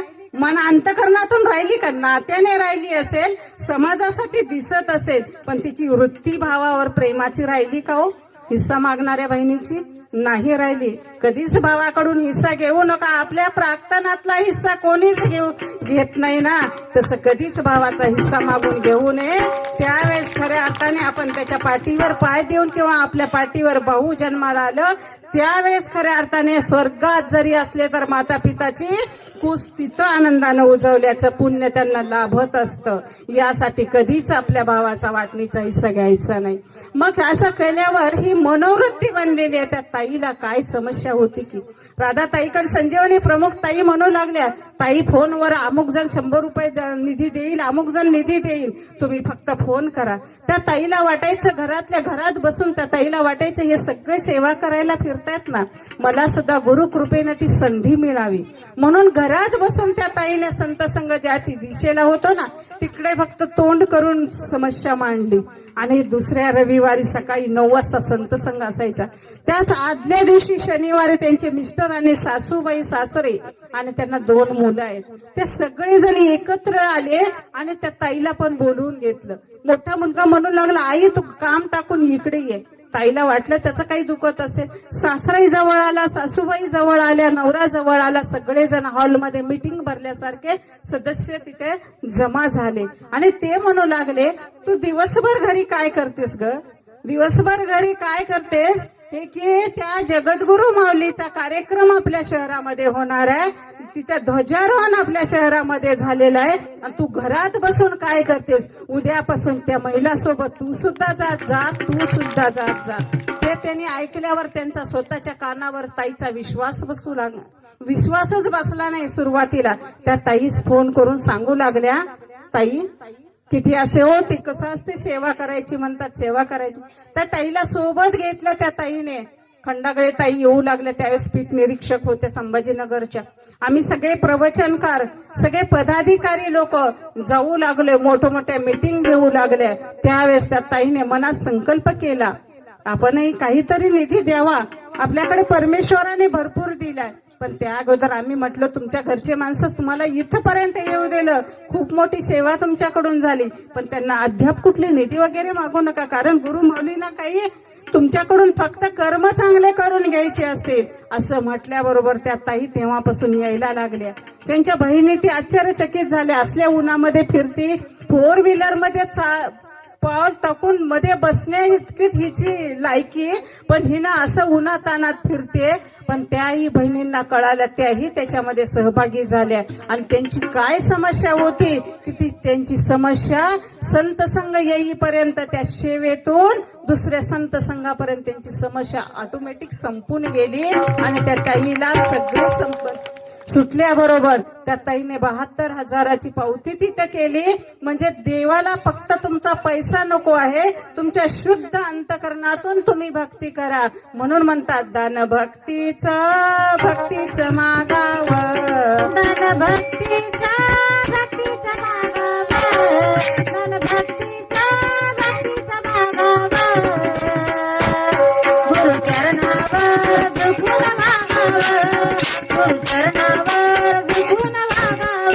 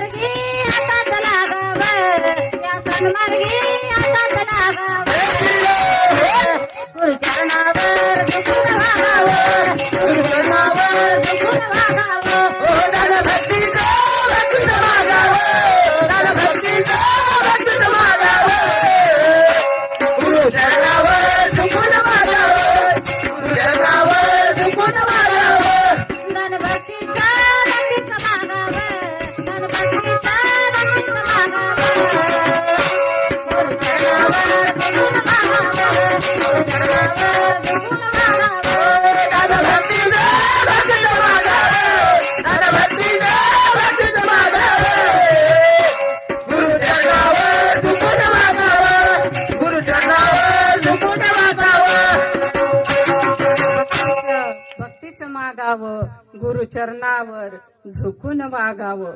बघा या अभंगातून आपल्याला काय, वैर दुश्मनी सोडून दे, म्हणजेच काय हो, कोणाबद्दल वाईट चिंतू नका.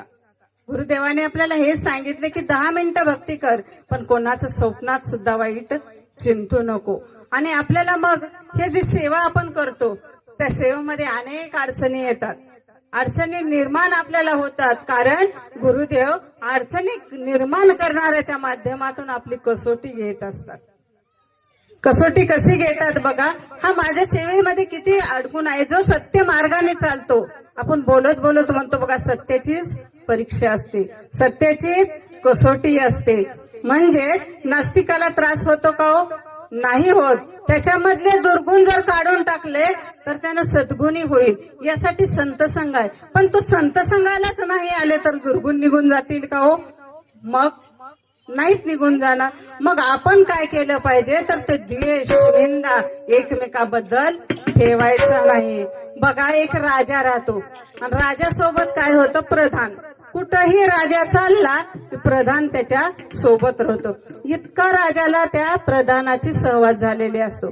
प्रधानाचा सहवास झाल्याने राजा कुठेही जातो. एकदा राजाला वाटतं आपण प्रत्येक वेळेस फिरतो त्यावेळेस घोड्यावर फिरतो, आपण काय करायचं आता, पायी चालत जायचं. सोबत प्रधानाला घेतलं, राजा पायी चालत चालत निघाला. निघते वेळेस आता राजानं कधी काटे कुठे बघितलं असेल, पण पायी कधी त्या काटाडीतून जाऊन बघितले का? नाही. पण जसा जसा जंगलाचा रस्ता निघाला त्यावेळेस रस्ता खराब लागला. राजाने निश्चय केला काही असू द्या आपण चालतच पुढं जायचं. आणि जाता जाता राजाचा रस्ता चुकतो. मग रस्ता चुकताना सोबत कोण होतं? प्रधान होतं. राजाला काहीच वाटलं नाही, कारण सोबत आपल्या कोणीतरी असणार, काहीतरी वाटणार नाही. तसं राजाला काहीच वाटलं. असं जाता जाता राजाला एका दगडाला पाय ठेच लागते आणि पायाच्या अंगठ्याला रक्त निघायला लागते. रक्त निघाल्याबरोबर प्रधानाला तो पाय दाखवतो. प्रधान जवळ आला, राजेसाहेब बोटाला लागलं की हो म्हणतो. आणि असं म्हटलं, काहीच म्हणत नाही तो प्रधान, सोबतच असतो. असंच करत करत मग आता पुढे जातो. त्याच बोटाला दुसरा दगड राजाच्या लागतो. मग मात्र रक्त म्हणजे पायाचा अंगठा तुटायलाच येतो बरोबर. मग तसं केल्याबरोबर प्रधानाकडे बघतो तर प्रधान काय करतो, राजाकडे बघतो आणि हसायला सुरुवात करतो. राजाला वाटतं प्रधानाला मी एवढे वर्ष सोबत ठेवलं, खाऊ पिऊ घातलं, पैसे दिले, सगळं दिलं, मोठं केलं, त्याला प्रधान पद मी दिलं आणि मला जखम झाले तर प्रधान माझ्याकडे बघून हसायला. राजाला राग येणार का नाही हो? एकदा सोडून 2 वेळा पायाला लागल्यावर, दुखत असल्यावर राजाला त्या प्रधानाने हसल्यावर राग येईल का नाही? मग रागाच्या भरात तो म्हणतो, राजा म्हणायला गे प्रधाना, बाबा तुला मी एवढं मोठं केलं, मला लागलंय, त्याचं मला सात्वन करायचं, समाधान मला काहीतरी बोलून द्यायचं, तर माझ्याकडे बघून हसतोस. असं म्हटल्याबरोबर प्रधान म्हणतो, राजासाहेब जे काय होतंय ते चांगल्यासाठी होतंय. असं म्हटल्याबरोबर राजाला आणखीन राग जास्तच येतो. राग जास्त आला तरी पण आता त्याने प्रधानाला काहीच बोलत नाही. दोघं बी आणखीन पुढं चालायला लागले. चालू लागलं की रक्त राजाचं त्या पायातून पडायला लागलं. एवढं बोटातून रक्तस्राव सुरू झाला. असं करता करता पुढे गेले. लागलेल्याच बोटावर बरा गरगळत एक दगड आला आणि राजाच्या त्याच बोटावर पडला. त्यावेळेस मात्र राजाचं नखापासून पुढचा अंगठा तुटून बाजूलाच झाला. मग मात्र राजाला तीव्र वेदना होऊ लागला. राजा मटकन खाली बसला. खाली बसल्यावर प्रधान तिथंच होता ना, बोलत जरी नसला तरी प्रधान तिथंच होता. प्रधानाने राजाला हाताला धरलं आणि उठवलं. मग त्यावेळेस प्रधान म्हटला, राजेसाहेब जे काय होतंय ते चांगल्यासाठीच होतोय. असं म्हटल्याबरोबर उठता क्षणी राजाने म्हणले, बाबा तुला मी आता प्रधान पदावरून काढून टाकलं, तू माझ्या सोबत राहायचं नाही, तुझा माझा काही संबंध नाही. का तर मला एवढा अंगठा माझा तुटून बाजूला झाला, तरी पण जे काही होतंय ते चांगल्यासाठीच म्हटल्यामुळे राजाला राग येतो. असं म्हणतो. मग प्रधानाचा नावीलाज आहे, राजाने हाकलून दिलं. प्रधान जायला लागला. पण राजाने निश्चय केला होता आता जवळच गाव असेल, आपण त्या गावामध्ये जावं, कारण आता जंगलातून घराकडे जावं तर खूप दूर आपलं आहे. आणि घर दूर आहे असं म्हणून तो पुढे जायला निघतो, पण त्याच्या पायातून वेदना जास्तच व्हायला लागतात आणि मनात वाटायला इतके वर्षापासून प्रधान माझ्या सोबत राहतो, पण आता मला एकट्याने जावं लागेल असं म्हणतो. प्रधान गेला असेल की म्हणून मागे बघायला बघतो. इकडे प्रधानाला वाटतं माझ्या मनातून काय गेलं की उगाच राजेसाहेब जे काय होतंय ते चांगल्यासाठीच होतं, मी म्हटलं म्हणून मला राजाने हाकलून दिलं. राजा खरंच पुढे चाललाय का म्हणून ह्यानं पण मागे वळून बघायला दोघांची एकमेकाकडे नजरानजर होती. नजरानजर झाल्यावर सुद्धा प्रधानाकडे बघितल्याबरोबर प्रधान म्हणतो राजेसाहेब जे काही होतंय ते चांगल्यासाठीच होतंय म्हटल्याबरोबर हसायला लागतो प्रधान. राजाला मग मात्र लक्षात येतं की प्रधान आता आपल्याला खूप म्हणजे मला एवढा त्रास झाला तर प्रधानाला काहीच माझं दुःख वाटत नाही. आता याला बोलणं म्हणजे काय, आता तुला माझ्या कामावर काय माझ्या गावात सुद्धा राहू देणार नाही असं म्हणतो राजा आणि पुढे जातो. पुढे गेल्यानंतर अंधार पडतो. काही वेळाने काय प्रसंग राजावर येतो, तिथं पुढे गेले की पुढे भिल्ल लोकांची एक टोळी असते, म्हणजे जमात लोक राहणारे असतात. भिल्ल म्हणजे शबरी ज्या जातीची होती ते भिल्ल जातीचे लोक. मग त्यांच्यामध्ये एक रीतिरिवाजाप्रमाणे काय करायचे, दररोजचा सूर्योदय व्हायला एक नर भक्ष्य तिथं मागायचे आणि ज्यावेळेस त्यांच्या गावाच्या वेशीमध्ये एक नर मारला जायचा, बली दिला जायचा, त्यावेळेस त्यांच्या गावातले सूर्यदेवाचे सूर्य उदय झाल्याची सुरुवात दिवसाची व्हायची. असा नित्यनेम त्या भिल्ल जमातीमध्ये असायचा. ह्या भिल्ल जमातीच्या टोळीमध्ये राजा बरोबर सापडतो आणि इकडे राजाचा पायाला दुखायला राहतो. राजावर पांघरून तोंडावर टाकलं जातं. राजाला त्या टोळीतले लोक धरून नेतात, गावातल्या वेशीमध्ये उभं करतात. त्या लोकांना काय, भिल्ल लोकांना हा राजा आहे म्हणून काय माहितीये त्यांना, एक आपल्याला इथं बली देण्यासाठी नर मिळाला म्हणून त्या उद्देशाने त्याला पकडून तिथं उभं केलेलं असतं. तिथं उभं केल्यावर इकडे प्रधान घरी येऊन बसतो. प्रधानाच्या मनात धुडधुडी, आता बायकोला सांगावं मी आता प्रधान पण नाही, गावात पण आता राजा आपल्याला राहू देणार नाही. पत्नी गप्प बसेल का हो? पत्नी गप्प बसेल का? पत्नी म्हणेल तू काय करायचं कर, मला घर पाहिजे, दार पाहिजे, सगळं पाहिजे म्हणाल ना. म्हणून तो त्या भयाने पत्नीशी काहीच चर्चा करत नाही, घरामध्ये बसतो. राजा येईपर्यंत आपण आता आपलं गबाळ आवरून आपण गावाच्या बाहेर राजा हाकलून देणार या उद्देशाने तो विचार करत प्रधान घरी येऊन बसतो. इकडे काय होतं, सूर्योदय व्हायला याला ते पांघरून नेलेल्याला सोडतात, पांघरे तोंड मोकळं करतात आणि उभं केल्यावर एक चांगला, आता राजा होता, चांगले शरीर एष्टी तर दिसते. मग त्यावेळेस नर ज्यावेळेस भक्ष्य द्यायचं असं त्यावेळेस त्याची तपासणी केली जायची. आपण ज्यावेळेस नारळ श्रीफळ देवाला फोडतो किंवा पूजनाला घेतो तेव्हा पाणी चांगलं आहे का ते वाजवून बघूनच घेतो की, तसं त्या भिल्ल लोकांमध्ये ज्यावेळेस त्या नर बली दिला जातो त्यावेळेस त्याचे अवयव व्यवस्थित आहेत का हे बघून चांगला सुदृढ बली तिथं देवाला अर्पण केला जायचा, बली द्यायचा असा रिवाज त्यांचा होता. इकडे राजाचे कपडे अंगावरचे काढले आणि बघू लागले सगळे व्यवस्थित आहे का. बघता बघता डोक्यापासून परीक्षण सुरू झालं. पायाकडे लक्ष जातं तर राजाच्या पायाचा अंगठा नकापासून म्हणजे जवळजवळ अर्धा अंगठा तुटलेला दिसून आला आणि रक्तस्राव पण झालेला दिसून आला. मग तो बली दिला जाणार नाही म्हणून त्या भिल्ल लोकांनी काय केले, राजाला काढलेले वस्त्र परिधान करायला दिले आणि असला बळी आम्हाला जमत नाही म्हणून त्याला कपडे काढून त्या गावातून पाठवून दिलं. राजा लगोत पळत पळत येतो. येता येता लक्षात राजाला आठवण होते, मी प्रधान मला का म्हणत होता हो, जे काही होतं ते बऱ्यासाठी होतं. मग त्याला प्रधानाची आठवण आली, मी त्याला हाकलून दिलो, उगीच हाकलून दिलो. आपण जाईपर्यंत त्यानं जर माझं बोट तुटलं म्हणून हसला त्यानं आणि त्यानं हसला म्हणून माझी इथं सुटका झाली. बोट तुटलं म्हणून बरं झालं ना, बोट तुटलं नसतं तर त्याचा बली दिला असता का नाही तिथे. मग बोट तुटलं म्हणून बरं झालं की, म्हणून प्रधानाने हसला असेल कदाचित, म्हणून त्याची माफी मागावी आणि आपल्या सोबत प्रधान अजून प्रधान पदावर ठेवावं म्हणून राजा पळतच कुठं येतो, राजवाड्यात न जाता प्रधानाच्या घरी जातो. प्रधानाच्या घरी गेल्याबरोबर प्रधानाला भीती वाटायला लागते. राजा आला आता हाकलून देण्यासाठी आला म्हणून तो घाबरत घाबरत आला. पत्नीला विचारलं प्रधान आहे का, तर हो आतमध्येच येऊन बसले. सांगितल्यावर तो लाजीरवाना होतो आणि समोर येऊन उभा राहतो. त्यावेळेस राजा त्याला कडकडून मिठी मारतो. दोघं जण तिथे बाजेवर बसतात त्या प्रधानाच्या आणि म्हणतो का राजेसाहेब एवढं खुशीमध्ये आहे? तर नाही प्रधान, मला कळलं की तू मला जाताना राजेसाहेब जे काही होतं ते बऱ्यासाठी होते म्हणून का हसला होतास रे? त्यावेळेस तो प्रधान सांगू लागला, राजेसाहेब मला हाकलून दिलं त्यावेळेस मी सुद्धा तुम्हाला काय सांगितलं, राजेसाहेब जे काही होतंय ते बऱ्यासाठी होतंय, मला वाईट वाटलं नाही पण मला बऱ्यासाठी होतंय. का सांगू का तुम्हाला? तुमच्या पायाचा अंगठा तुटला म्हणून तुमचा जीव वाचून तिथून तुम्हाला सोडून दिलं.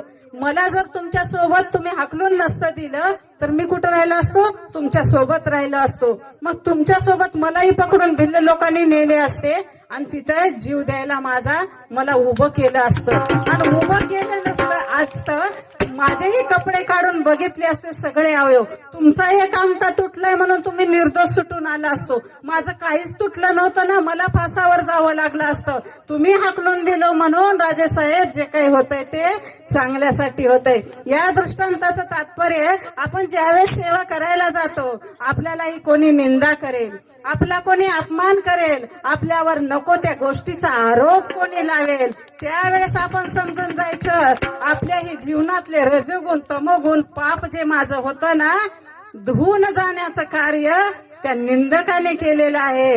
म्हणून जे काही होतंय ते चांगल्यासाठी होतंय. म्हणून सेवेला ज्या वेळेस जातो अनेक वेळा आपला अपमान होता. मग आपण सुद्धा पहिल्या संत संघामध्ये गीत गात होते, दुःखाच्या सागरात लोटा गुरुनाथा, सुखात स्मरण तुमचे होत नाही आता. दुःखाच्या सागरात लोटा गुरुनाथा, सुखात स्मरण तुमचे होत नाही आता. क्षणक्षणी देवा माझा अपमान होऊ दे, क्षणक्षणी देवा माझा अपमान होऊ दे. स्तुतीऐवजी माझी निंदाच होऊ दे, स्तुतीऐवजी माझी निंदाच होऊ दे. स्तुतीऐवजी माझी निंदाच होऊ दे, स्तुतीऐवजी माझी निंदाच होऊ दे. निंदेने चित्त माझे शुद्ध होते नाता. सुखात स्मरण तुमचे होत नाही आता, दुःखाच्या सागरात लोटा गुरुनाथा. सुखात स्मरण तुमचे होत नाही आता, दुःखाच्या सागरात लोटा गुरुनाथा, सुखात स्मरण तुमचे होत नाही आता. दुःखाच्या सागरात लोटा गुरुनाथा, सुखात स्मरण तुमचे होत नाही आता.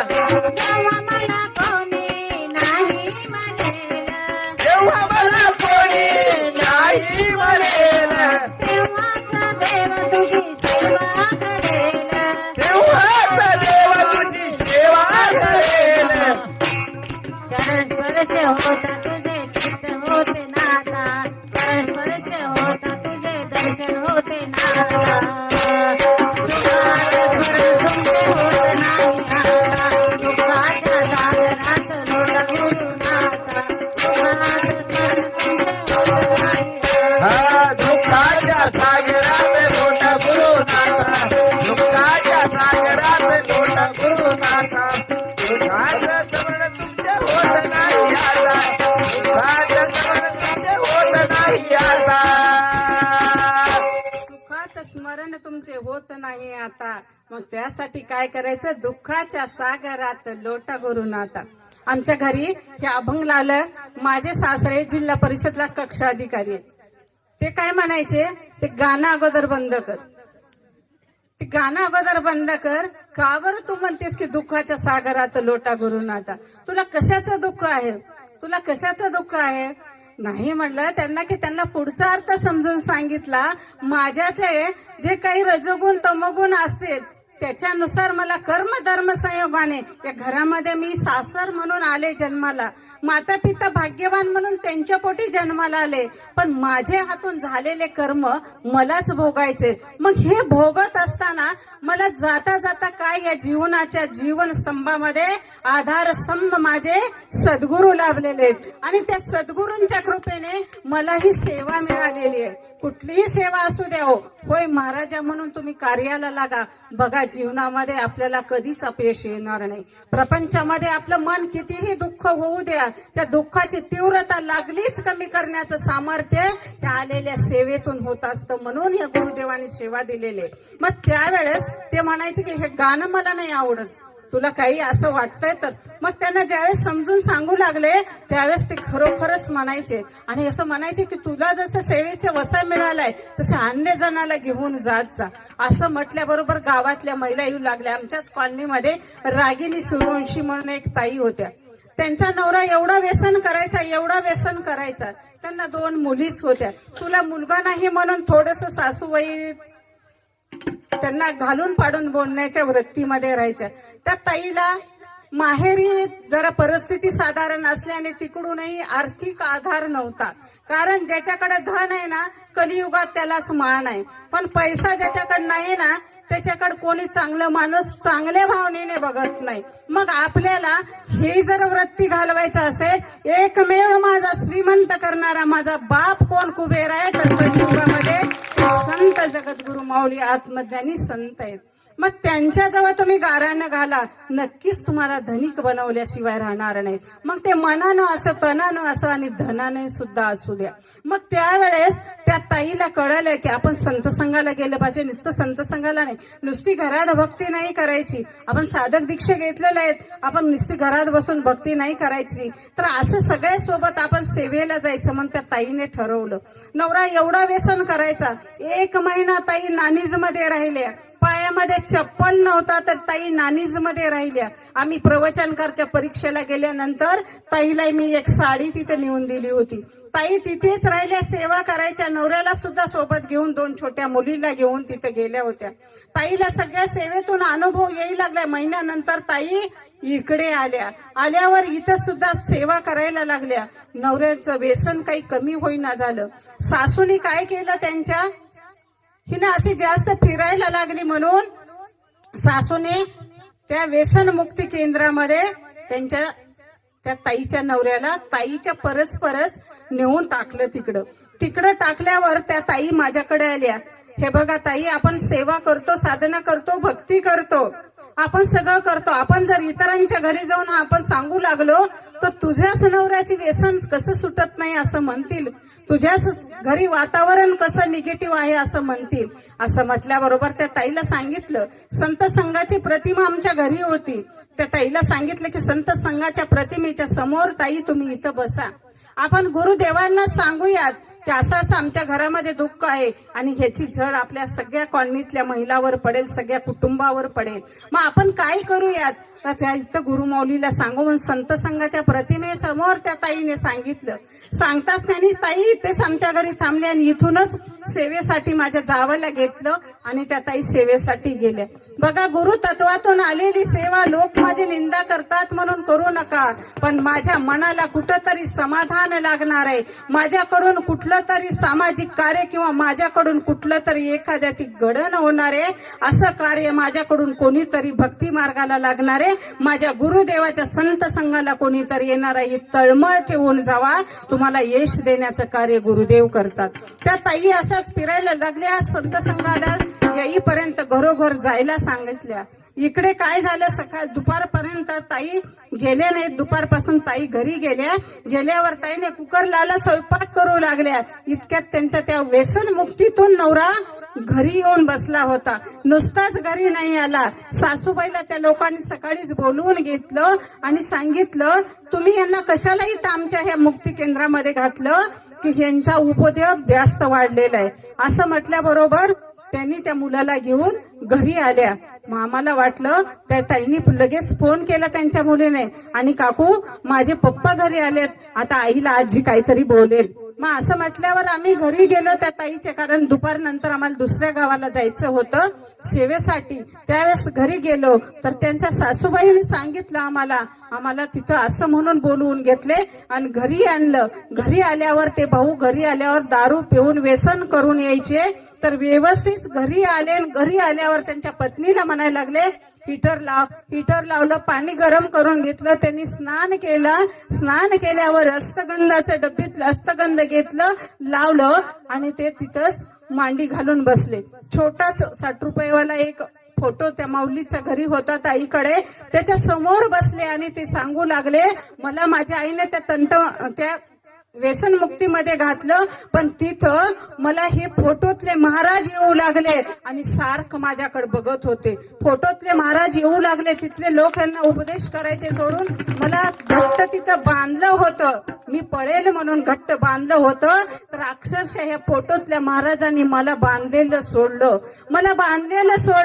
आणि मग त्यांनी फोन केला, आईला फोन केला आणि हा मुलगा इथं फार खोड्या करतो, असले लोक इथं आणू नका म्हणून पाठवून मला घरी दिलं. आणि त्या सासूबाईकडे आम्ही आतल्या मागच्या दाराने गेलो, त्या सासूबाईकडे गेलो तर त्या सासूबाई म्हणू लागल्या, बाई काय कमाल झाली की नाही, आम्हालाच काही कळूना झालं. तिथले लोक म्हणू लागले, ह्या माणसं वेड्यासारखं करू लागला म्हणून घरी पाठवून दिलं. घरी आले तर ह्याला इतकी सुबुद्धी मिळाली की हा कधी देवाजवळ न येणारा माणूस आज देवाजवळ बसला आणि नक्कीच सांगू लागला की ह्या फोटोतलेच महाराज येऊन माझ्या बंधन सोडलं. म्हणजे तिथं जो त्रास होत होता, तो त्रास त्यांना असह्य होत होता, तो त्रास गुरुदेवाने कमी करून सुखरूप त्यांना घरी आणलं. आणि त्या माऊलीचा आज संसार इतका सुखामध्ये आहे. त्या ताईला नोकरी हॉस्पिटलमध्ये लागली. मुलगी सुद्धा 10वीला चांगले मार्क्स घेऊन पास झाली. आता तिने MBBS करण्याचा निर्णय मुलीने घेतलेला आहे. इतक्या वाया गेलेल्या माणसाचं गुरुदेवाने इतकं मोठं बनवलं. त्यांना कशाने बनवलं हो, तर ताईने कोणी निंदा केली तर त्याचं मनावर नाही घेतलं. सासूनी खूप त्यांना बोलले, पण त्याचं मनावर नाही घेतलं. मुलगा नाही तुला म्हणून छळ केला घरात, पण त्या ताईने कोणाला नाही सांगितलं. जे काही अडचण होती तिथं राठोड्याच्या संत संघामध्ये सांगितली. त्यांच्या जीवनाचं नंदनवन आज खुललेलं आहे. नंदनवन खुललं. मग आपल्याला सुद्धा कोणी निंदा करतेल, आपण होय महाराजा म्हणायचं, कोणाला उलट नाही बोलायचं. पण गुरुदेवांची भक्ती सोडू नका. तुम्हाला जो देव आवडतो ना, त्या देवाची जरूर भक्ती करा, पण ती करता करता 10 मिनिट दिवसातून वेळ काढा. ओम नरेंद्रनाथाय नमः हा मंत्र घ्या किंवा गणिगण गणात बोते मंत्र म्हणा. तोही जमत नसेल तर स्वामी नरेंद्र हा मंत्र म्हणा.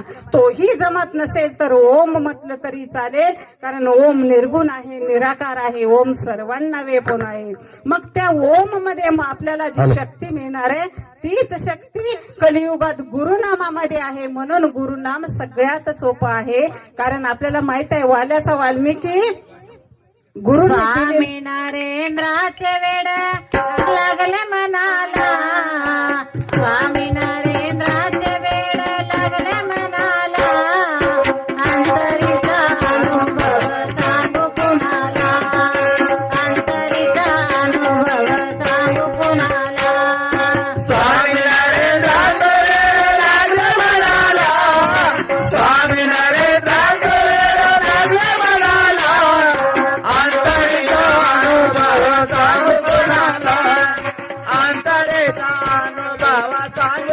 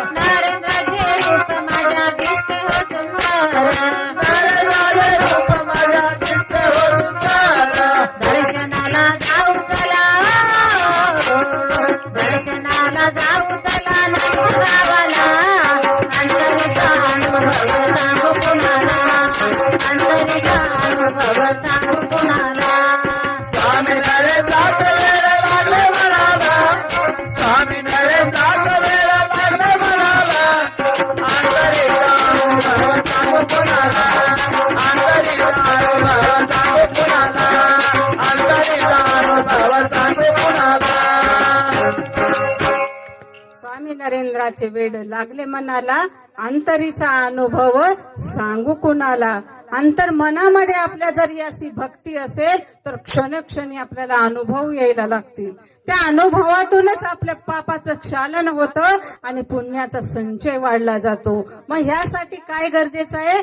भोळी माझी भक्ती आणि आपला स्वभाव सुद्धा भोळा असायला पाहिजे. नाहीतर मी ग्रॅज्युएट झालोय, मी शिक्षक आहे, मी वकील आहे असं जर म्हटलं, आपली भक्ती भोळी असेल का हो? भक्ती भोळी असेल पण भाव मात्र आपला भोळा नसणार आहे. मग अशी भक्ती भगवंताला प्रिय नाही बरं का. मग भगवंताला भक्ती कशी आहे तर आपला शुद्ध भाव असावा. म्हणून त्यांनी सांगितले की बाबा रे, अनन्य भावे गुरूंना शरण जावा. त्यावेळेस आपल्या जीवनामध्ये सुखाची हिरवळ येणार आहे. त्यावेळेस खऱ्या अर्थाने आपल्याला भक्ती फलद्रूप होणार आहे. म्हणून संतांचं सानिध्य असल्यावर मोलाचं कार्य मानवी मनाला ज्या या निवृत्ती प्रवृत्ती दोन्ही अवस्था आहेत ना, त्या अवस्थेतून आपल्याला निरागस म्हणजेच त्या मोक्षापर्यंत जाता येतं. मग त्या प्रवृत्ती अवस्थेमध्ये काय सांगितलंय तर काम, क्रोध, लोभ, मोह, माया, मत्सर याच्यामध्ये आपण अडकणं. या मनाच्या दोन अवस्था आहेत. निवृत्ती अवस्था म्हणजे या सर्वाचा त्याग करणं. मग कलियुगामध्ये जगद्गुरु माऊली आपल्याला सांगतात की बाबा रे, तुला प्रवृत्तीतून बाहेर यायचं आणि निवृत्तीचा त्याग केलं तर आपल्यावर आधारित असले कुटुंबाच्या लोकांचे हाल होते. म्हणून तू काय केलं पाहिजे तर प्रवृत्ती आणि निवृत्तीचा समतोल राखण्यासाठी ही भक्ती दिलेली आहे. या भक्तीतून अंतर्मन बहिर्मन तू एकाग्र कर आणि 10 मिनिटाची भक्ती कर. त्या भक्तीतून तुझ्या पापाचं क्षालन होणार आहे. त्या भक्तीतून तुझा सदसद विवेक जागृत येणार आहे. सर्व धर्म समभाव ही जागृती तुला प्राप्त होणार आहे. मग त्यावेळेस तुला कळेल की बाबा रे, चराचरामध्ये सगळं ब्रह्म म्हणजे सगळ्याच देवदेवतामध्ये जे तत्व आहे ना, तोच मी आहे. तेच तत्व माझ्यामध्ये आहे आणि माझ्यामध्येच नाही तर सगळ्यामध्ये आहे. त्या जीवसृष्टीतल्या सगळ्या पशु पक्षी प्राण्यामध्ये सगळ्यामध्ये ते तत्व व्यापून आहे. म्हणून इतरांना दुखवायचं नाही. त्याचं मन जर दुखवलं तर सगळ्यात मोठं पाप केल्याचं पातक आपल्याला लागतं. म्हणून स्वप्नात कुणाचं सुद्धा वाईट चिंतू नका. म्हणून कर्म चांगले करा. हाच आपल्याला संत संघामधून वसा जगद्गुरु श्री देत आहेत. म्हणून आपण सेवा साधना आणि आपलं आचरण चांगलं ठेवा. आचरण चांगलं असल्यावर आपल्याला कुठंही त्यामध्ये आपल्या मुक्तीचा मोक्षाचा मार्ग खुला होत असतो. म्हणून आपलं मन चांगलं आपण सुदृढ बनवण्यासाठी हे टॉनिक भक्तीच्या माध्यमातून जगद्गुरु श्री तुम्हा आम्हाला देत आहेत. ते आपण घेऊन श्री सेवेचा गुरु सेवेचा आपण वसा घ्यायचा आहे आणि त्या गुरूंच्या भेटीसाठी जायचंय. कधी जायचंय हो? 7 आणि 8 तारखेला नानीस धामला आपल्या गजानन महाराज प्रगट दिन वारी उत्सव आहे. त्या वारीमध्ये आपण सहभाग नोंदवून गुरु माऊलीच्या दर्शनाचा आपल्याला आस्वाद घ्यायचा आहे, लाभ तिथे घ्यायचा आहे. म्हणून त्यांच्या दर्शनाने सुद्धा आपल्याला आपण जन्मोजन्मीचं काही पातक जे लागलेलं असतं, पाप जे असतं, त्या पापाचं क्षालन होण्यासाठी ह्या वाऱ्या असतात. या वाऱ्याच्या माध्यमातून आपल्याला काय करतात, वारीला आपण जर गेलं तर आपल्याकडून यात्रा घडत असते, ती पदयात्रा असते. त्यातून आपल्याला तीर्थ क्षेत्राला गेल्याचं पुण्य मिळत असतं. मग जगद्गुरूंनी आपल्याला ह्या वारीच्या माध्यमातून तो पुण्य संचय आपल्याकडून करून घेत असतात आणि ती संधी सुद्धा आपल्याला दर्शनाची आलेली आहे. म्हणजे 7 आणि 8 तारखेला गजानन महाराज प्रगट दिन आपल्या श्री क्षेत्र नानीस धाम या ठिकाणी होणार आहे. मग आपण सगळेजण सज्ज होऊन तिकडे गेलं पाहिजे. कारण आपल्याला या वारीतून गुरुदेव आपल्याला मार्गदर्शन करतात. आपल्याला प्रवचनाच्या माध्यमातून आपल्या अंतर्मन शुद्ध करण्याचं साधन सुद्धा त्या वारीच्या माध्यमातून होणार आहे. मग त्यावेळेस सुद्धा आपण तिथे गेलं पाहिजे. काही पदाधिकारी आपले सिमुरगाम पीठावर प्रसादालयात सेवेला असतात. आपलं नाव किती आहे की गुरु माऊलीच्या मुखामध्ये आपला नांदेड जिल्हा आणि विशेष करून नांदेड जिल्ह्यातला धर्माबाद तालुका आहे. मग त्याच अनुषंगाने प्रत्येकाच्या पुण्य आपल्या पदरी पडण्यासाठी आपण वारीला सुद्धा आवर्जून तिथे गेलं पाहिजे. आणि आपल्याला ज्या ठिकाणी सेवा आपल्या जिल्ह्याला आलेली आहे, आपल्या तालुक्याला आलेली आहे, आपल्या सेवा केंद्राला आलेली आहे, ती सेवा जर पार पडली त्यावेळेस खऱ्या अर्थाने आपली वारी पूर्ण होत असते. आपण वारीला गेल्यानंतर जी सेवा करणार आहेत त्या सेवेतून गुरुदेव आपल्याला बघतात आणि त्या सेवेतून आपल्याला पुण्य पदरी आपल्या तिथं मिळत असतं. म्हणून आपण गुरुतत्वातून आलेली सेवा प्रत्येक वेळी पार पाडण्यामध्येच हे सर्वस्व आहे. मग आपल्याला ज्या देव आवडतो त्या देवाची भक्ती करता करता गुरुदेवांची आपण बघाचारी सेवा करून भक्ती करून आपल्याला जे हवं ते प्राप्त करण्याचं साधन कलियुगामध्ये. आपल्याकडे पैसा असू द्या हो, सोनं नाणं डागडागिनं असेल आणि त्याला समाधान नसेल तर समाधान बाजारात मिळेल का हो? आपण मिळत असेल तर 1 एकर शेत विकलं असतं, पण समाधान विकत आणलं असतं. मिळत असतं तर आपण दागिना एखादा कमी घातला असता, पण समाधान विकत आणलं असतं. पण समाधान असं आहे ते विकत घेता येतं का हो? नाही. सगळं आहे आपल्याला आणि संध्याकाळी आपल्याला झोपच येत नाही. मग आपल्याला झोप नाही आल्यावर आपले शरीर चांगलं व्यवस्थित राहील का हो? मानसिकता आपली चांगली राहील का? नाही राहणार. मग ते झोप येण्यासाठी आपण काय केलं पाहिजे? या मनाला भक्तीचा छंद लावून घेतला पाहिजे. आणि तो छंद लावून जर घेतला, अंतर्मन बहिर्मन एकाग्र करून जर आपण भक्ती केली तर नक्कीच आपल्याला समाधान लाभल्याशिवाय राहणार नाही. एवढी ताकद कशामध्ये आहे? त्या भक्तीमध्ये आहे. मग समाधान आपल्याला बाहेरून आणायचं नाही तर भक्तीतून प्राप्त करायचं आहे. म्हणून त्या भक्तीचं दान आपण अभंगातून मागून घेतलं. त्यासाठी कोणाची निंदा करू नका. सुखी समाधान राहण्याची ही गुरु किल्ली गुरुदेवाने या भक्तीच्या माध्यमातून तुम्हाला दिलेली आहे. म्हणून आपण हेवा देवा सोडून द्यायचं आणि आपण गुरु कार्याला आपण आलेलो आहोत. मग संत संगतीला माझ्या आता उपस्थित लोक आलेले, मग अन्य ठिकाणी आपण घरोघर गेलं पाहिजे. त्या ताईला या भक्तीचा मार्ग सांगितला पाहिजे. त्या ताईंच्या जीवनामध्ये कुठली अडचण असेल तर त्यांची अडचण आपण ऐकून घ्यायची आणि त्या ताईला सांगायचं की रविवारी संध्याकाळी 7 वाजता आपल्या इथं संतसंग असतो. त्या संतसंगाला ताई तुम्ही येऊन बघा. तुमची अडचण मिटल्याशिवाय राहणार नाही हो. कारण गुरुदेव तिथे आपल्याला उपदेश करतात. उपदेश नाही तर आपल्याकडून सुद्धा साधना तिथं करून घेतात. कारण तिथं ओम मंत्रातून आपल्याला अनुसंधान साधलं जातं. वेगवेगळ्या भजनाच्या माध्यमातून आपल्या मनाला प्रेरणा देणारे भजन असतं. त्या भजनाची गोडी आपल्याला लावून घेतली. त्या नामावर जर आपण तल्लीन झालो तर काही अंशी पापाचं क्षालन तिथं झाल्याशिवाय राहत नाही. मग आज इथे नामस्मरण आपल्याकडून झालं. अखंड म्हणजे ह्या 6 महिन्यामधलं नामजप सोहळा जो असतो तो सेवा परिपूर्ण आपण याच फेब्रुवारी महिन्यामध्ये करून घेतलेली आहे. त्या अनुषंगाने ते नामातून मीराबाईचा उद्धार झाला, जनाबाईचा उद्धार झाला, सगळ्या साधू संता कानोपात्राचा उद्धार झाला. कानोपात्रा वेश्या होती तर भगवंताने आढळ स्थान दिलं. अहो तुम्ही आम्ही तर सर्वसाधारण स्त्री आहेत, सर्वसाधारण आहेत आपण. आपला का नाही हो उद्धार होणार? पण आपला उद्धार होण्यासाठी आढळ श्रद्धा ठेवा, विश्वास ठेवा. द्रौपदीचा विश्वास भगवंतावर कसा होता हो?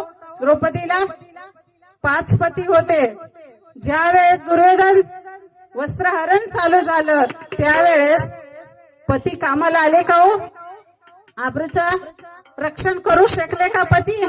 नाही करू शकले. सासरे समोर बसले होते, कृपाचार्य होते, द्रोणाचार्य होते, सगळे मोठी मोठी व्यक्ती समोर होते, पण त्यांनी सुद्धा माना खाली घातल्या. पण ज्यावेळेस द्रौपदीला कळालं मला आता या संकटातून कोण तारणार आहे, कृष्ण धाव लवकरी, संकट पडले भारी, हरी तू माझा कैवारी, हरी तू माझा कैवारी. म्हणून भगवान श्रीकृष्णाला आवाज देता क्षणी भगवान श्रीकृष्ण आले का हो? आवाज देता क्षणी नाही आले.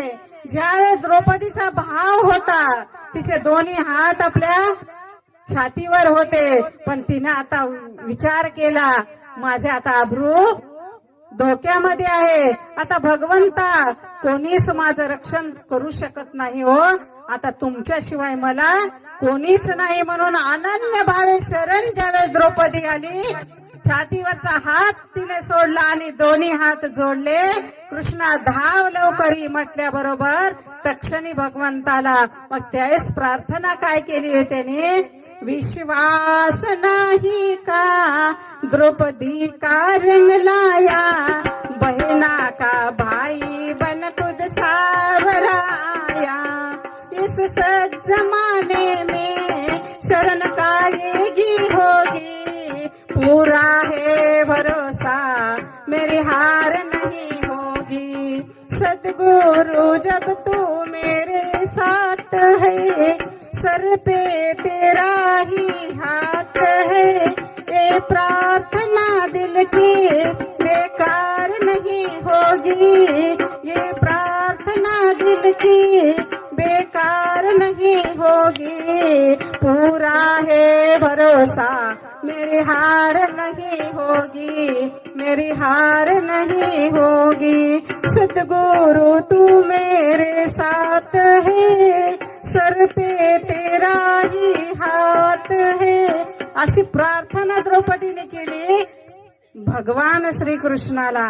कलियुगामधला भगवान श्रीकृष्ण आपले सद्गुरू आहे।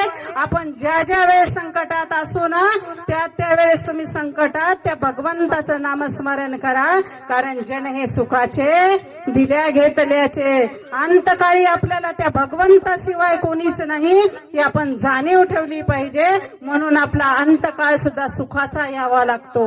अंतकाळ आपल्या अंतवेळी सुद्धा भगवंताचं नाम आपल्या मुखामध्ये राहावं, त्यासाठी ही सेवा आहे, त्यासाठी हे नामस्मरण रूपी भक्ती आहे। म्हणून आपल्याला या कलियुगामध्ये नामाचं साधन दिलेलं आहे। म्हणून साधन पै सोपे जतील पापे, जन्मोजन्मीची कलियुगामध्ये हे नामस्मरण रूपी भक्तीचं नामाचं साधन दिलेलं आहे, भगवंताने दिलेलं आहे। त्या सद्गुरूच्या नामाने जो भगवंताने नाम दिलेलं आहे, त्या सद्गुरूने जे नाम दिलेले ते नाम दररोज तुम्ही पठन करा, वाचन करा, भक्तीतून जपाच्या माध्यमातून करा आणि अनुसंधान साधण्याचा प्रयत्न करा। जीवनामध्ये आपल्या सुखाची हिरवळ फुलल्याशिवाय राहणार नाही आणि दुःख नष्ट झाल्याशिवाय राहणार नाही। असा नामाचा महिमा आहे, नामाचा महिमा अगाध आहे। वाल्याचा वाल्मिकी झाला, अजमेळ पामर होता। नामेचे तारेले कोट्याने कोटी, नामेचे पैसेले वैकुंठी। नामामुळे वैकुंठ प्राप्त करून घेऊ शकतो। आपला मृत्यू जरी सुगम यावा असं वाटत असेल तर आपण मुखामध्ये गुरु नाम आपल्या मुखात श्वासोश्वासावर बसवा, त्याचा जप करा, अजप करा, पण त्या नामामागे स्वार्थ ठेवू नका, स्वार्थ ठेवू नका, कोणाचं वाईट चिंतू नका। ह्या भावनेने 24 तासातले 23 तास संसार 23 तास 50 मिनिट संसार प्रपंच करा, पण उरलेले 10 मिनिट तुम्हाला ज्या वेळेस दिवसातून वेळ मिळेल त्यावेळेस नामस्मरण रूपी भक्ती करा, कारण नामातूनच आपल्याला या परमात्म्याची प्राप्ती होत असते, प्रपंच सुखाचा होतो आणि परमार्थ सुद्धा साध्य होत असतो। हे नामाचा महिमा आहे। म्हणून आपण सुद्धा नाम घेतलं आहे, नामाने आपलं सार्थक घेतलंय। म्हणून आपण एका गजराने काय करूया, आपल्या प्रवचनाची सांगता करूया।